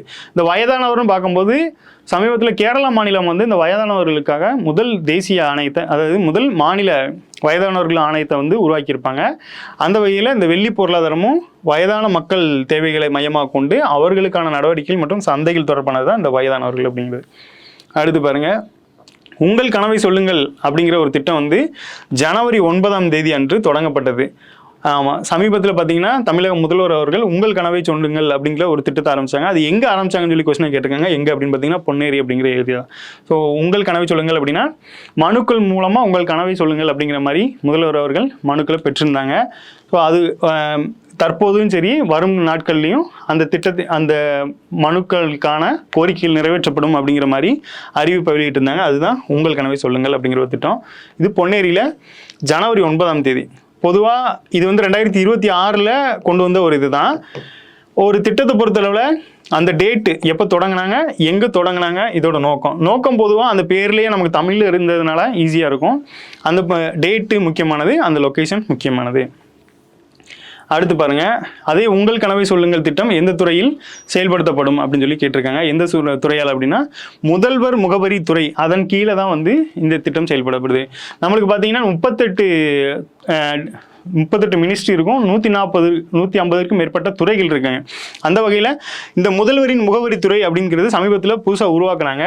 இந்த முதல்வரின் முகவரித்துறை தான் இந்த உங்கள் கனவை சொல்லுங்கள் அப்படிங்கிறது. இந்த முதல்வரின் முகவரித்துறை வந்து சமீபத்தில் அரசு அமைச்ச உடனே நீங்கள் போடுற பெட்டிஷனுக்கு எல்லாமே ரிப்ளை பண்ணுவாங்க. ஏன் உங்களுக்கு இந்த திட்டம் கிடைக்கல, என்ன காரணம், ஒருவேளை நீங்கள் ஏதோ அப்ளை பண்ணியிருந்தீங்கன்னா இந்த லெவலில் இருக்குது அப்படிங்கிறத மையமாக வச்சு இந்த முதல்வரின் முகவரித்துறை செயல்பட்டு இருந்தது. இந்த வகையில் இந்த உங்கள் கனவை சொல்லுங்களும் அதற்கு கீழே தான் இருக்குது. அடுத்ததாக பாருங்கள், உறுப்பு மற்றும் அறுவை சிகிச்சையில் தமிழ்நாடு வந்து இந்தியாவில் முன்னிலையில் உள்ளது. உறுப்பு தானம் செய்பவர்களுக்கு செப்டம்பர் 23, 2023 அன்று அரசு மரியாதையுடன் உடல் நல்லடக்கம் வழங்கப்படும் அப்படின்னு சொல்லி அறிவிச்சிருக்காங்க. இந்த உறுப்பு தானத்தை பொறுத்தளவில் இந்தியா வந்து வேர்ல்டுலேயே சிறந்து விளங்குறாங்க. இந்த இந்தியாவை பொறுத்தளவில் தமிழ்நாடு வந்து இதில் முதன்மையாக இருக்காங்க, முதலிடத்தில் இருக்காங்க. இப்போ தமிழ்நாடு வந்து இந்த உறுப்பு மாற்று அறுவை சிகிச்சையில் நிறைய விருதுகளை தொடர்ச்சியாக வாங்கிட்டு வராங்க. அந்த வகையில் தமிழ்நாடு அரசு வந்து சமீபத்தில் ஒரு அறிவிப்பை வெளியிட்டாங்க. என்ன அப்படின்னா, உறுப்பு தானம் செய்பவர்களுக்கு வந்து அவங்கள நல்லடக்கம் வந்து அரசு மரியாதையோட பண்ணப்படும் அப்படின்னு சொல்லி சொல்லியிருந்தாங்க. அந்த வகையில் இந்த மூளைச்சாவு அடைந்தவங்க, கோமா ஸ்டேஜில் இருக்கிறவங்களோட உறுப்பை வந்து அவங்களோட உறவினர்களோட அனுமதியோட வந்து பெற்றுக்கொண்டு அவர்களோட நல்லடக்கத்தை வந்து அரசு மரியாதையோட அரசே வந்து நின்று நடத்தியிருக்காங்க. ஸோ இது எப்போ நடந்துச்சு அப்படின்னா செப்டம்பர் 23, 2023 இது இதில் இருக்குது, நடைமுறையில் இருக்குது அப்படிங்கிறது. அடுத்து பாருங்கள், மத்திய அரசின் படி 2025-26 நிதியாண்டிற்கான மொத்த உள்நாட்டு உற்பத்தி வளர்ச்சி எவ்வளோ விகிதம் அப்படின்னு சொல்லி கொடுத்துருக்காங்க. 7.4% இருக்கும். நிறைய நிறுவனங்கள் வந்து அறிக்கை வெளியிடுவாங்க. அந்த வகையில் மத்திய அரசே ஒரு ரிப்போர்ட்டை வெளியிட்டிருக்காங்க. அதில் உள்நாட்டு உற்பத்தி ஜிடிபியோட அளவு 7.4% இருக்கும் அப்படின்னு சொல்லி அறிவிச்சிருக்காங்க. எந்த வருஷத்துக்குள்ளது அப்படின்னா 2025-26 ஃபினான்சியல் இயர். நெக்ஸ்ட் கொஸ்டின் பாருங்கள், இந்தியாவில் முதல் பிரத்யேக டீப் டெக் கொள்கையான Tamil Nadu deep tech start up கொள்கை 2025-26 யூமேஜின் 2026 உச்சி மாநாட்டில் தொடங்கப்பட்டது அப்படின்னு சொல்லி கேட்டிருக்காங்க. இந்த மாநாடு நம்ம ஃபர்ஸ்ட் கொஸ்டினில் பார்த்தோம். யூமேஜின் 2026 உச்சி மாநாட்டில் இது வந்து இந்தியாவோட பிரத்யேக டீப் டெக் கொள்கை வந்து இந்த மாநாட்டில் தான் தொடங்கப்பட்டது அப்படின்னு சொல்லி சொல்லியிருக்காங்க. ஸோ இந்த மாநாடு சமீபத்தில் நடந்திருக்கு. இந்த மாநாட்டில் இந்த டீப் டெக் கொள்கையை வந்து தமிழ்நாடு டீப் ஸ்டார்ட் அப் கொள்கையும் அறிவிக்கப்பட்டிருக்கு அப்படின்னு சொல்லியிருக்காங்க. இந்த கொள்கையோட நோக்கம் என்ன? 100 டீப் டெக் ஸ்டார்ட் அப்புகளுக்கு வந்து ஆதரவளிப்பதும் பொது மற்றும் தனியார் முதலீடுகள் மூலம் 100 கோடியை திரட்டுவதும் ஆகும். இந்த INTNT ஹப் அப்படிங்கிறது நமக்கு ப்ரீவியஸ் இயரில் 2A மெயின்ஸில் கேட்கப்பட்ட கேள்வி. இந்த கொள்கையை செயல்படுத்தும் முக்கிய முகமையாக செயல்படும். இந்த INTNT அப்படிங்கிறது அண்ணா யூனிவர்சிட்டியை பேஸ் பண்ணி செயல்படுற ஒரு நிறுவனம். இந்த நிறுவனம் தான் பார்த்தீங்கன்னா இந்த முகமையை செயல்படுத்துது அப்படின்னு சொல்லியிருக்காங்க. ஸோ இதெல்லாம் அனைத்தும் சரிதான். இந்த கொள்கையை மெயினாக பார்த்துக்கோங்க. இந்த மாநாட்டில் இந்த கொள்கையை அறிவிச்சிருக்கோம். இந்த கொள்கை மூலமாக 100 டீப் டெக் ஸ்டார்ட் அப்களுக்கு வந்து ஆதரவளிப்போம். இந்த கொள்கையை அமல்படுத்துறது யார் அப்படின்னு பார்த்தீங்கன்னா இந்த INTNT அப்படிங்கிற ஹப் தான் வந்து இதை நடைமுறைப்படுத்துகிறாங்க. இது ஒரு முக்கியமான டேட்டா. ப்ரீவியஸ் இயர்லையுமே இதில் டேட்டா கேட்டிருக்காங்க. அடுத்து பாருங்கள், பின்வரும் எந்த மாவட்டங்களில் தமிழக அரசின் கர்ப்பப்பை வாய் புற்றுநோய் திட்டத்தை முதல் கட்டமாக செயல்படுத்தும் அப்படின்னு சொல்லி கொடுத்துருக்காங்க. எந்த மாவட்டம் அப்படின்னு பார்த்தீங்கன்னா திருவண்ணாமலை, அரியலூர், பெரம்பலூர், தருமபுரி. இந்த மாவட்டங்களில் தான் அரசு வந்து முதல் கட்டமாக செயல்படுத்திருக்கிறாங்க. இது வந்து 9 முதல் 14 வயது உள்ள பெண் குழந்தைகளுக்கு வந்து இந்த கர்ப்பப்பை வாய் புற்றுநோய் திட்டத்தை வந்து இந்தியாவிலேயே முதல் மாநிலமாக தமிழ்நாடு வந்து செயல்படுத்துகிறாங்க அப்படிங்கிற ஒரு முக்கியமான தகவலை கொடுத்துருக்காங்க. அடுத்ததாக பாருங்கள், பால் விவாக முக்த் பாரத் இணையதளத்தை எந்த அமைச்சகம் அறிமுகப்படுத்தியுள்ளது அப்படின்னு சொல்லி கேட்டிருக்காங்க. இந்த மகளிர் மற்றும் குழந்தைகள் மேம்பாட்டு அமைச்சகம் தான். இது இந்த பெண் குழந்தைகளை பாதுகாக்கும் விதமாக கொண்டு வரப்பட்ட ஒரு முக்கியமான இணையதளம்.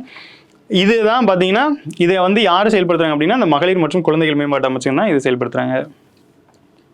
அடுத்ததாக பாருங்கள், உங்கள் கனவை சொல்லுங்கள் திட்டம் தொடர்பான பின்வரும் கூற்றுகளில் கவனியுங்கள். இத்திட்டம் தமிழ்நாட்டின் கிராமப்புற மற்றும் நகர்ப்புறங்களில் உள்ள 1.91 கோடிக்கும் மேற்பட்ட குடும்பங்களை சென்றடைவதை நோக்கமாக கொண்டுள்ளது.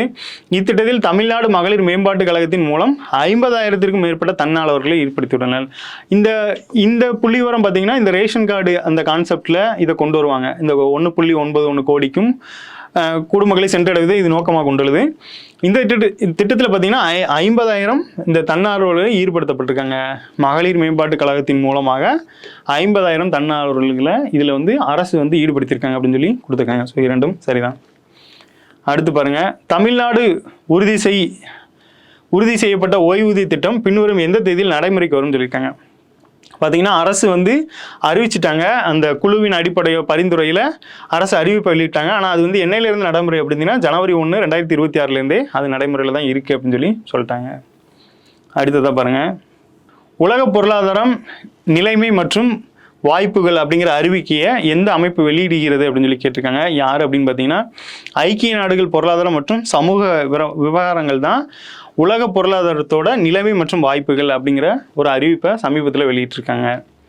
அடுத்ததாக பாருங்கள், பிரதமர் அவர்கள் பருப்பு வகைகள் தற்சார்புக்கான திட்டத்தை 2025-26 முதல் 2030-31 வரை தொடங்கி வைத்தார். இத்திட்டத்தின் நோக்கம் 2030-31 ஆண்டுக்குள் உள்நாட்டு பருப்பு உற்பத்தியை 350 டன்காக உயர்த்தும், சாகுபடியை 350 ஹெக்டேர் விரிவுபடுத்தும் ஆகும்.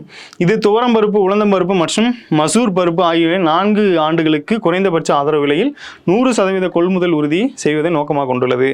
இதுவும் பார்த்தீங்கன்னா அனைத்தும் சரி. பிப்ரவரி 10ஆம் தேதி பார்த்தீங்கன்னா இந்த பருப்புகளோட தினம். ஸோ இந்த வருஷமும் இது ஒரு முக்கியமான கருப்பொருளை கொண்டு செயல்படும். சமீபத்தில் பார்த்தீங்கன்னா இந்த 5 ஆண்டு இலக்கை கொண்டு இந்த பருப்பு வகைகளை மேம்படுத்தும் விதமாக செயல்பட்டு வருது. அந்த வகையில் தான் இந்த பருப்பு தொடர்பாக இதோட இலக்கு பார்த்தீங்கன்னா 350 டன்களாகவும் 310 லட்சம் ஹெக்டேர் பலப்பரப்பும் விரிப்படுத்துவதாக கொடுத்துருக்காங்க. ஸோ வேளாண்மை சார்ந்து நிறைய சமீபத்தில் கேட்டு வருதுனால புள்ளி விவரத்தோட இந்த கேள்வி கேட்டிருக்காங்க. இதுவும் அனைத்தும் சரி. நெக்ஸ்ட் கொஸ்டின் பாருங்கள், தனி செயற்கை நுண்ணறிவு மையத்தை நிறுவ உள்ள முதல் மாநிலம் என்ற பெருமையை தமிழ்நாடு பெற்றுள்ளது அப்படின்னு சொல்லி ஒரு ஸ்டேட்மெண்ட்டு. அடுத்த ஸ்டேட்மெண்ட் என்ன அப்படின்னா, இந்த பூங்காவை நிறுவுவதற்கு தமிழ்நாடு அரசு ஐஐடி மெட்ராஸ் மற்றும் சர்வம் ஏஐ ஆகிய நிறுவனங்களோட ஒரு ஒப்பந்தத்தில் கையெழுத்திட்டுள்ளது. இது பாருங்கள், இந்தியாவிலேயே முதன்மையாக இருக்குது. என்ன அப்படின்னா, தனி செயற்கை நுண்ணறிவு மையத்தை நிறுவ உள்ள முதல் மாநிலம் அப்படிங்கிற பெருமையை தமிழ்நாடு பெற்றிருக்கு. இது ஒரு முக்கியமானது. அடுத்து இந்த மையத்தை அமைக்கிறதுக்காக யார் கூட அப்படின்னு பார்த்தீங்கன்னா ஐஐடி மெட்ராஸ் அப்புறம் சர்வம் ஏஐ அப்படிங்கிற 2 நிறுவனங்களோட ஒரு ஒப்பந்தத்தில் கையெழுத்திட்டுருக்காங்க. நமக்கு நல்லா தெரியும், ஐஐடி மெட்ராஸ் அப்படிங்கிறது நிறைய புதுமையான விஷயங்கள் டெக்னாலஜி சார்ந்ததில் முன்மாதிரியாக இருப்பாங்க. சமீபத்தில் நிறைய கண்டுபிடிப்புகளை கேட்டிருக்காங்க. அந்த கண்டுபிடிப்புகளை வச்சு நம்மளுக்கும் ப்ரீவியஸ் இயர்லேயும் நிறைய கேள்விகள் கேட்கப்பட்டு இருக்கு.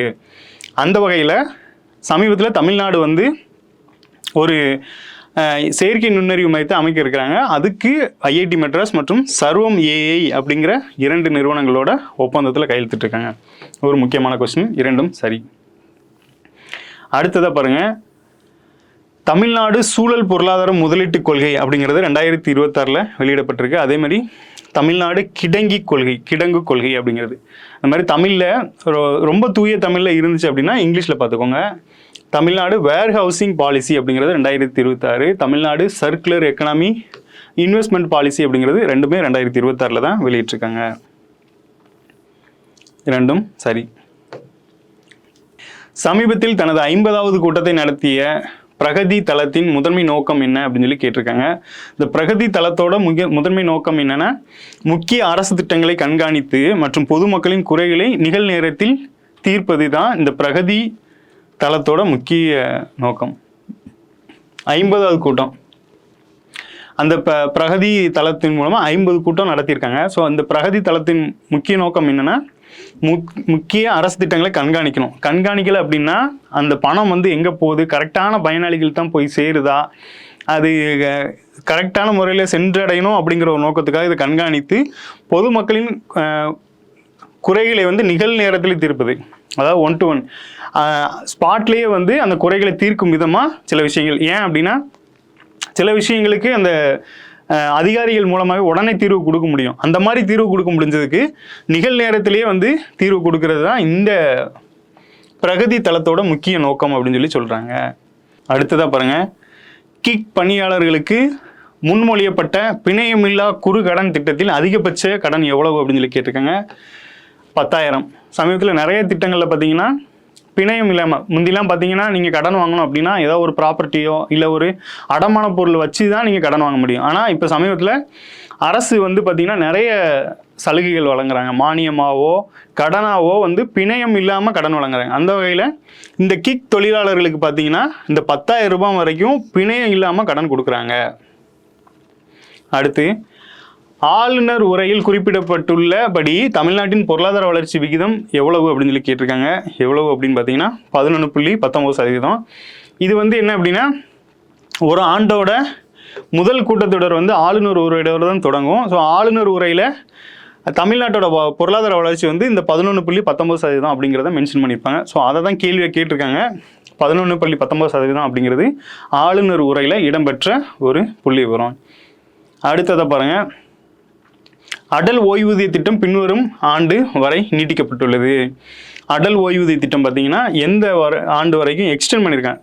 அதாவது நிறைய திட்டங்கள் பார்த்தீங்கன்னா தொடங்கியிருப்பாங்க, தொடங்கி பின்னால் அதோட எக்ஸ்டென்ஷன்னா 2.0 அப்படிங்கிற மாதிரி வெர்ஷனில் வந்திருக்கும். இல்லை அப்படின்னா அந்த காலகட்டத்தை நீட்டிச்சிருப்பாங்க. ஸோ இந்த மாதிரி வரும்போது இந்த அடல் ஓய்வூதிய திட்டத்தோட ஆண்டு நீட்டிப்பு வந்து இந்த 2030-31 நிறைய வருடங்களை பார்க்கும்போது நம்ம 2 வருடத்தை முக்கியமாக பார்த்துருப்போம், 2030 மற்றும் 2047 அப்படிங்கிறது. அப்போ இந்த வகையில் இந்த 2030 அப்படிங்கிறதும் அந்த குறுகிய கால இலக்கு அப்படிங்கிற மாதிரி கூட வச்சுக்கலாம். சில இதில் 5 வருடங்கள் அப்படின்னு கொடுத்துருவாங்க. ஆனால் நீங்கள் 2025 30 வரைக்கும் எடுத்திங்கன்னா இந்த 5 வருடம் கரெக்டாக வந்துடும். ஸோ இந்த மாதிரியும் கால்குலேட் பண்ணி வச்சுக்கலாம். அடுத்ததாக பாருங்கள், தமிழ்நாடு அரசு பதிவுத்துறைக்காக ஸ்டார் 3.0 திட்டத்தின் கீழ் ஸ்பிரிண்ட் 1 அறிமுகப்படுத்தியுள்ளது. இதன் மூலம் 18 சேவைகள் வழங்கப்படுகின்றன அப்படின்னு சொல்லி கொடுத்துருக்காங்க. தமிழ்நாடு அரசு வந்து ஸ்டார் 3.0 இந்த ஸ்டார் அப்படிங்கிற ஒரு கான்செப்டை வந்து இதை பதிவுத்துறையில் இம்ப்ளிமெண்ட் பண்ணியிருப்பாங்க. இதன் மூலமாக தான் அந்த இந்த செயலி மூலமாக தான் இந்த இணையதளங்கள் இயங்குது. இதன் மூலமாக 18 சேவைகளை வந்து வழங்குகின்றன. இதன் மூலம் பார்த்தீங்கன்னா 30 வகை பத்திரங்களுக்கும் காகிதமில்லா பதிவு வந்து வசதி இப்போது கிடைக்கிறது. 10 வகையான ஆவணங்களுக்கு நேரில் செல்லாமல் பதிவு செய்யும் வசதி இப்போது. இந்த பத்திரப்பதிவுத்துறையை பொறுத்தளவில் சமீபத்தில் நிறைய இனிஷியேட்டிவான விஷயங்களை அறிமுகப்படுத்தினாங்க. அதில் ஒன்று தான் அந்த 1% டிஸ்கவுண்ட் அப்படிங்கிற மாதிரி பெண்கள் பேரில் பத்திரப்பதிவு செஞ்சோம் அப்படின்னா அது அந்த பத்திரத்திற்கு இந்த 1% அமௌண்ட் கம்மி அப்படிங்கிற மாதிரி பதிவு கட்டணத்தில் 1% அவங்களுக்கு வந்து சலுகை கொடுப்பாங்க. அதே மாதிரி இந்த ஸ்டார் 3.0ங்கிறதும் இந்த பத்திரப்பதிவு துறையில் அந்த வெர்ஷன் வந்து கூட்டிகிட்டே போவோம். இதுக்கு முன்னாடி ஸ்டார் 2.0 இருந்துச்சு, இப்போ 3.0 ஆயிருக்கு, அவ்வளோதான். இந்த ஸ்டார் அப்படிங்கிற கான்செப்ட் வந்து எந்த துறை சார்ந்தது அப்படின்னு சொல்லி கேட்பாங்க. ஸோ அது வந்து பத்திரப்பதிவு துறை சார்ந்தது தான். இதன் மூலமாக பார்த்தீங்கன்னா 30 வகையான பத்திரங்களும் சமீபத்தில் அரசு வந்து வெளியிட்டு இருந்தாங்க. என்னென்னா, பத்திரங்களை வந்து பத்திர அலுவலகங்கள் மூலமாக, அதாவது பத்திர டாக்குமெண்ட் ரைட்டர்னு சொல்லுவாங்க. ஸோ அவங்க மூலியமாக இல்லாட்டியும் கூட தனிநபர்களே அவங்களோட டாக்குமெண்ட் ரெடி பண்ணலாம். கரெக்டான எவிடன்ஸ், கரெக்டான டாக்குமெண்டேஷன் இருந்தது அப்படின்னா தனிநபர்களே அவங்க வந்து சப்மிட் பண்ணலாம் அப்படிங்கிற மாதிரி கொடுத்துருந்தாங்க. அதேமாதிரி ஆன்லைன்லேயும் இது சப்மிட் பண்ணலாம் அப்படிங்கிற மாதிரி 2-3 விஷயங்களை புதுசாக இன்வைட் பண்ணியிருந்தாங்க. அந்த வகையில் தான் இந்த விஷயங்களை கொடுத்துருக்காங்க. 10 வகையான ஆவணங்களுக்கு நேரில் செல்லாமல் பதிவு செய்யும் வசதியும் இது கொடுக்கிறது. ஸோ இந்த மாதிரி அரசு துறை சார்ந்த சமீபத்திய அப்டேஷனை வந்து அப்டேட் பண்ணிக்கிறது நல்லது.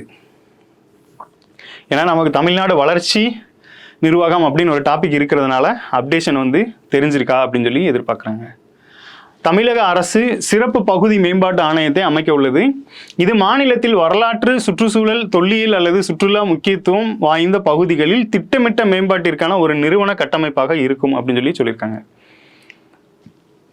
தமிழ்நாடு அரசு என்ன பண்ணியிருக்காங்கன்னா சிறப்பு பகுதி மேம்பாடு ஆணையத்தை அமைச்சிருக்காங்க. இதன் மூலமாக வரலாற்று, சுற்றுச்சூழல், தொல்லியல் அல்லது சுற்றுலா முக்கியத்துவம் வாய்ந்த பகுதிகள் திட்டமிட்ட மேம்பாட்டிற்கான ஒரு கட்டமைப்பு. நம்ம லாஸ்ட் கொஸ்டினில் பார்த்தோம் சுற்றுலாத்துறை அப்படிங்கிறது இந்தியாவிலும் சரி தமிழ்நாட்டிலும் சரி ஒரு முக்கியமான வருவாய் தரக்கூடிய ஒரு துறையாக இருக்குது. அதன் மூலமாக பேரும் வந்து கிடைக்குது அரசுக்கு. அந்த வகையில் இந்த வரலாற்று, சுற்றுச்சூழல், தொல்லியல் அல்லது சுற்றுலா முக்கியத்துவம் வாய்ந்த பகுதிகளை இந்த ஆணையத்தின் மூலமாக மேம்படுத்துறது தான் இதோட நோக்கம். ஸோ இந்த மாதிரிலாம் வந்து இந்த துறைகளை வந்து டெவலப் பண்ணிட்டு வராங்க அப்படிங்கிறது தான். ஸோ இந்த மாதிரி டெவலப்மெண்ட் சார்ந்து இருக்கிறத, மேம்பாடு சார்ந்து இருக்கிறதுனால தான் நமக்கு சிலபஸ்ல என்ன வச்சுருக்காங்க, டிஎன் டெவலப்மெண்ட் அட்மினிஸ்ட்ரேஷன் அப்படின்னு சொல்லி வச்சுருக்காங்க. அடுத்து பாருங்கள், பின்வரும் எந்த தேதியில் தமிழ்நாடு சட்டமன்றம் விபி ஜி ராம்ஜி அந்த ஒரு இதுக்கு எதிராக ஒரு மனதான ஒரு தீர்மானத்தை நிறைவேற்றிருக்காங்க அப்படின்னு சொல்லி கொடுத்துருக்காங்க. ஜனவரி 23, 2026 தான் இந்த திட்டத்துக்கு எதிராக வந்து ஒரு தீர்மானத்தை நிறைவேற்றிருக்காங்க. இந்த திட்டத்தை பொறுத்தளவில் இது வந்து மகாத்மா காந்தி ஊரக வேலைவாய்ப்பு திட்டம்னு ஒன்று இருந்துச்சு. இது வந்து 100 நாள் திட்டம் அப்படிங்கிறது 125 நாளாக மாற்றப்பட்டிருக்கு. அதோட பேரையும் மகாத்மா காந்தி ஊரக வேலைவாய்ப்பு திட்டம் அப்படிங்கிறதுல இருந்து VBG ராம்ஜி அப்படிங்கிற பேரில் பேர் மாற்றப்பட்டுச்சு.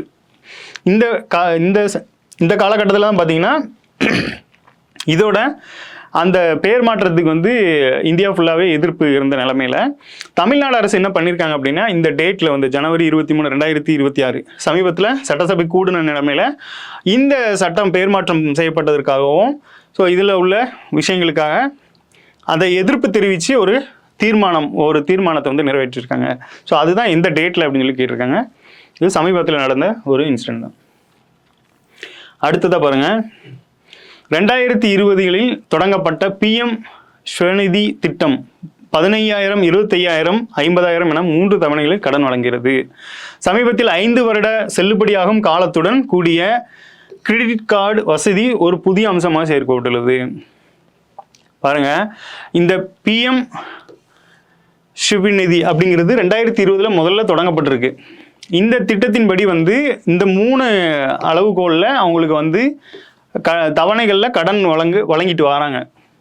அந்த வகையில் இப்போ சமீபத்தில் 5 வருடம் செல்லுபடியாகும் காலத்துடன் கிரெடிட் கார்டு, நமக்கு கார்டு எல்லாமே பார்த்தீங்க அப்படின்னா அந்த கார்டு கொடுக்கும்போதே எக்ஸ்பிரி டேட்டும் பின்னாடியே இருக்கும். அந்த வகையில் இந்த 5 வருட செல்லுபடியாகும் அந்த காலகட்டத்தோட ஒரு கிரெடிட் கார்டை வந்து புதுசாக வந்து அறிமுகப்படுத்தியிருக்காங்க இந்த PM ஸ்வநிதி அந்த திட்டத்தில். சரிங்களா? ஸோ அதை தான் கொடுத்துருக்காங்க. அந்த எக்ஸ்டென்ஷன், அப்டேஷன் இந்த மாதிரி வந்து ஒரு திட்டம் வந்து முன்னாடி தொடங்கப்பட்டிருக்கும். அது சார்ந்த அப்டேஷன் தான் இந்த கிரெடிட் கார்டு அப்படிங்கிற கான்செப்ட். அடுத்ததாக பாருங்கள், தமிழக அரசு தமிழ்நாடு நீர்வள மேலாண்மை ஆணையத்தை அமைக்க உள்ளது. தமிழகத்தின் தலைமைச் செயலர் அதன் தலைவராக செயல்படுவார். பாருங்க, நீர்வள மேலாண்மைக்கு ஒரு ஆணையத்தை அமைக்கிறாங்க. அதோட தலைவராக அந்த தலைமைச் செயலர் தான் இருப்பார் அப்படின்னு சொல்லி கொடுத்துருக்காங்க. இப்போ நம்மளுக்கு வந்து நிறைய கான்செப்டுக்கு வந்து முதல்வர் அவர்கள் தலைவராக இருப்பாங்க. அதே மாதிரி சென்ட்ரலில் பார்த்தீங்கன்னா பிரைம் மினிஸ்டர் வந்து தலைவராக இருப்பாங்க. அப்போது இங்கே சமீபத்தில் அமைக்கப்பட்ட அந்த நீர் மேலாண்மை ஆணையத்துக்கு அதனோட தலைவராக யார் இருப்பாங்க அப்படின்னா அந்த தலைமை செயலாளர் இருக்காங்க.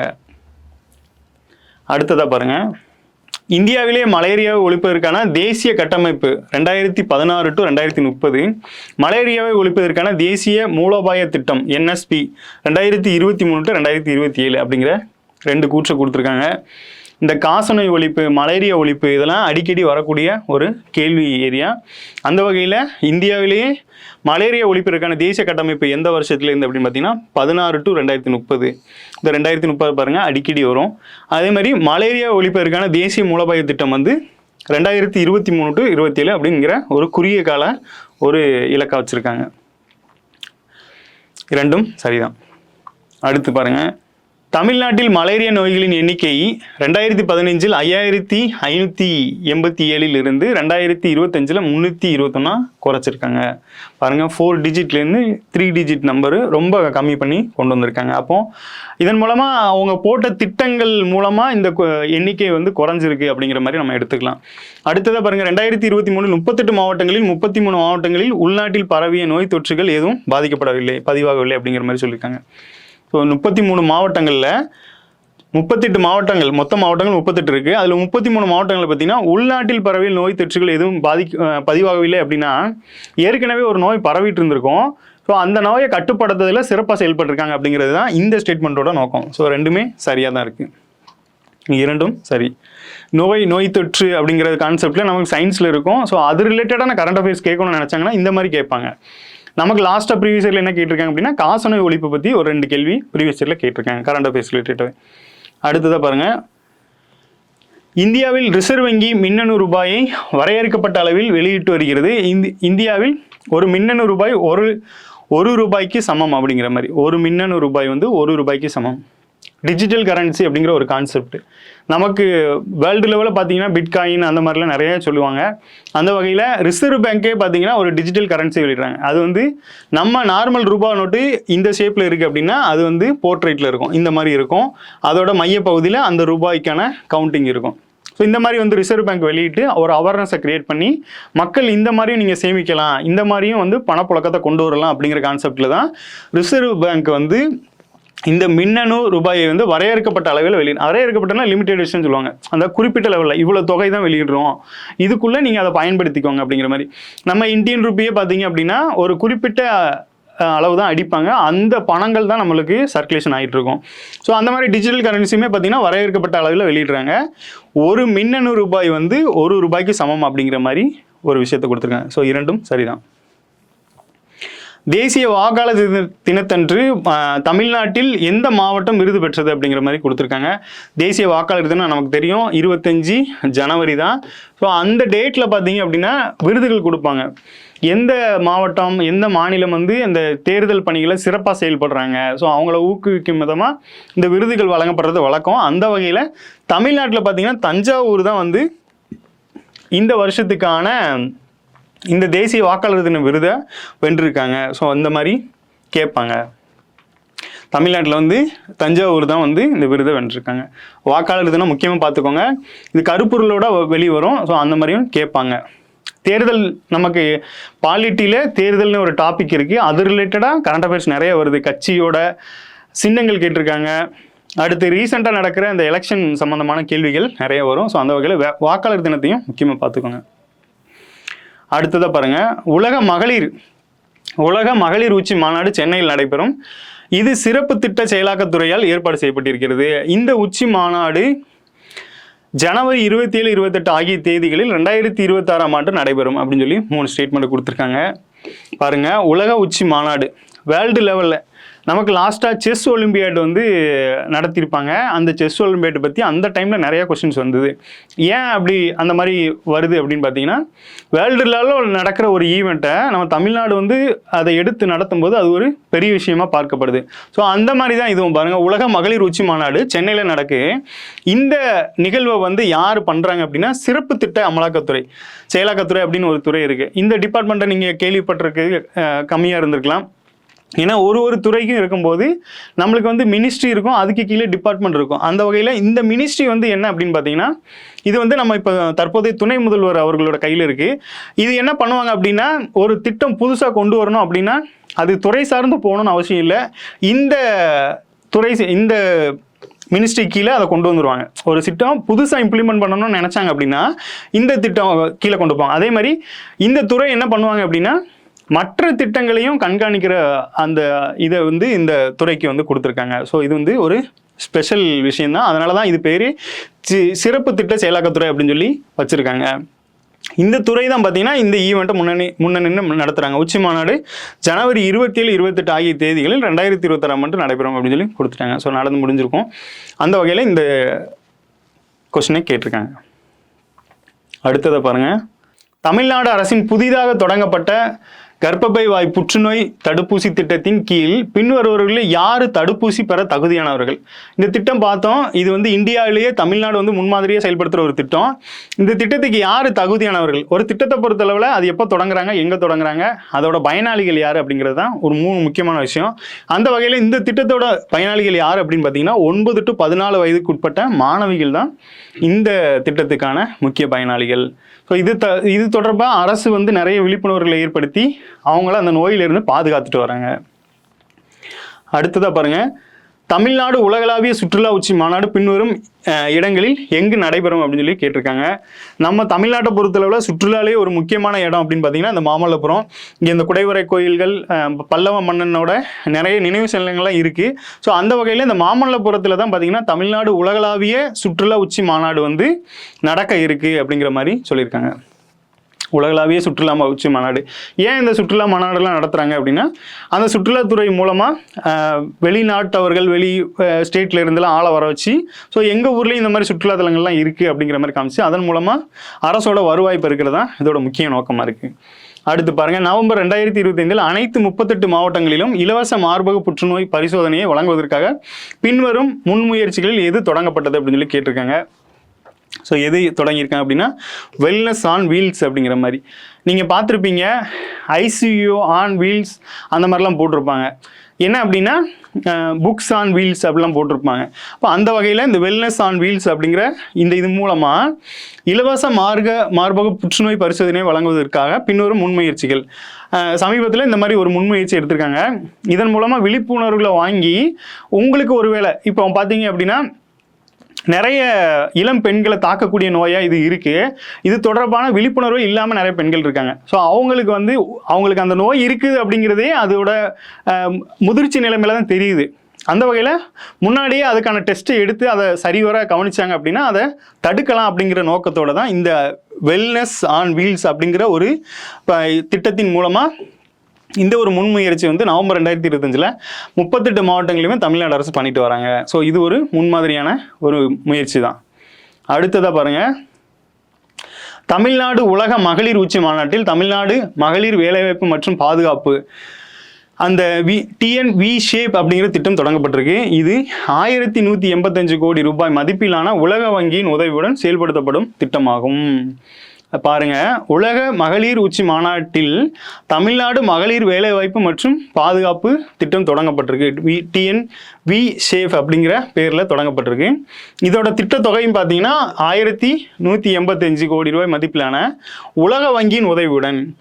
இது மாதிரி எப்படி கேட்டிருக்காங்க அப்படின்னு பாருங்க, நம்மளுக்கு இந்த மெட்ரோ ப்ராஜெக்டு, அடுத்து சுகாதார திட்டங்கள், அடுத்து இந்த ரூரல் சார்ந்த ஊரக சார்ந்த திட்டங்கள், இது எல்லாமே பார்த்தீங்க அப்படின்னா மெட்ரோ அப்புறம் இந்த சுகாதாரம்லாம் ஜப்பானோட ஒரு நிறுவனம் வழங்கியிருப்பாங்க.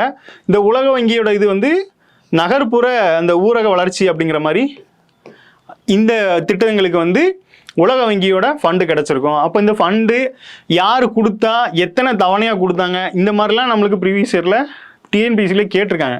ஸோ அப்போது இந்த TNV ஷேப் அப்படிங்கிற திட்டம் யாரோட உதவியுடன் தொடங்கப்பட்டது அப்படின்னு கேட்டாங்கன்னா உலக வங்கியோட உதவியோட தொடங்கப்பட்டிருக்கு. இந்த திட்டத்தோட திட்ட மதிப்பீடு எவ்வளோன்னா 1185 கோடி.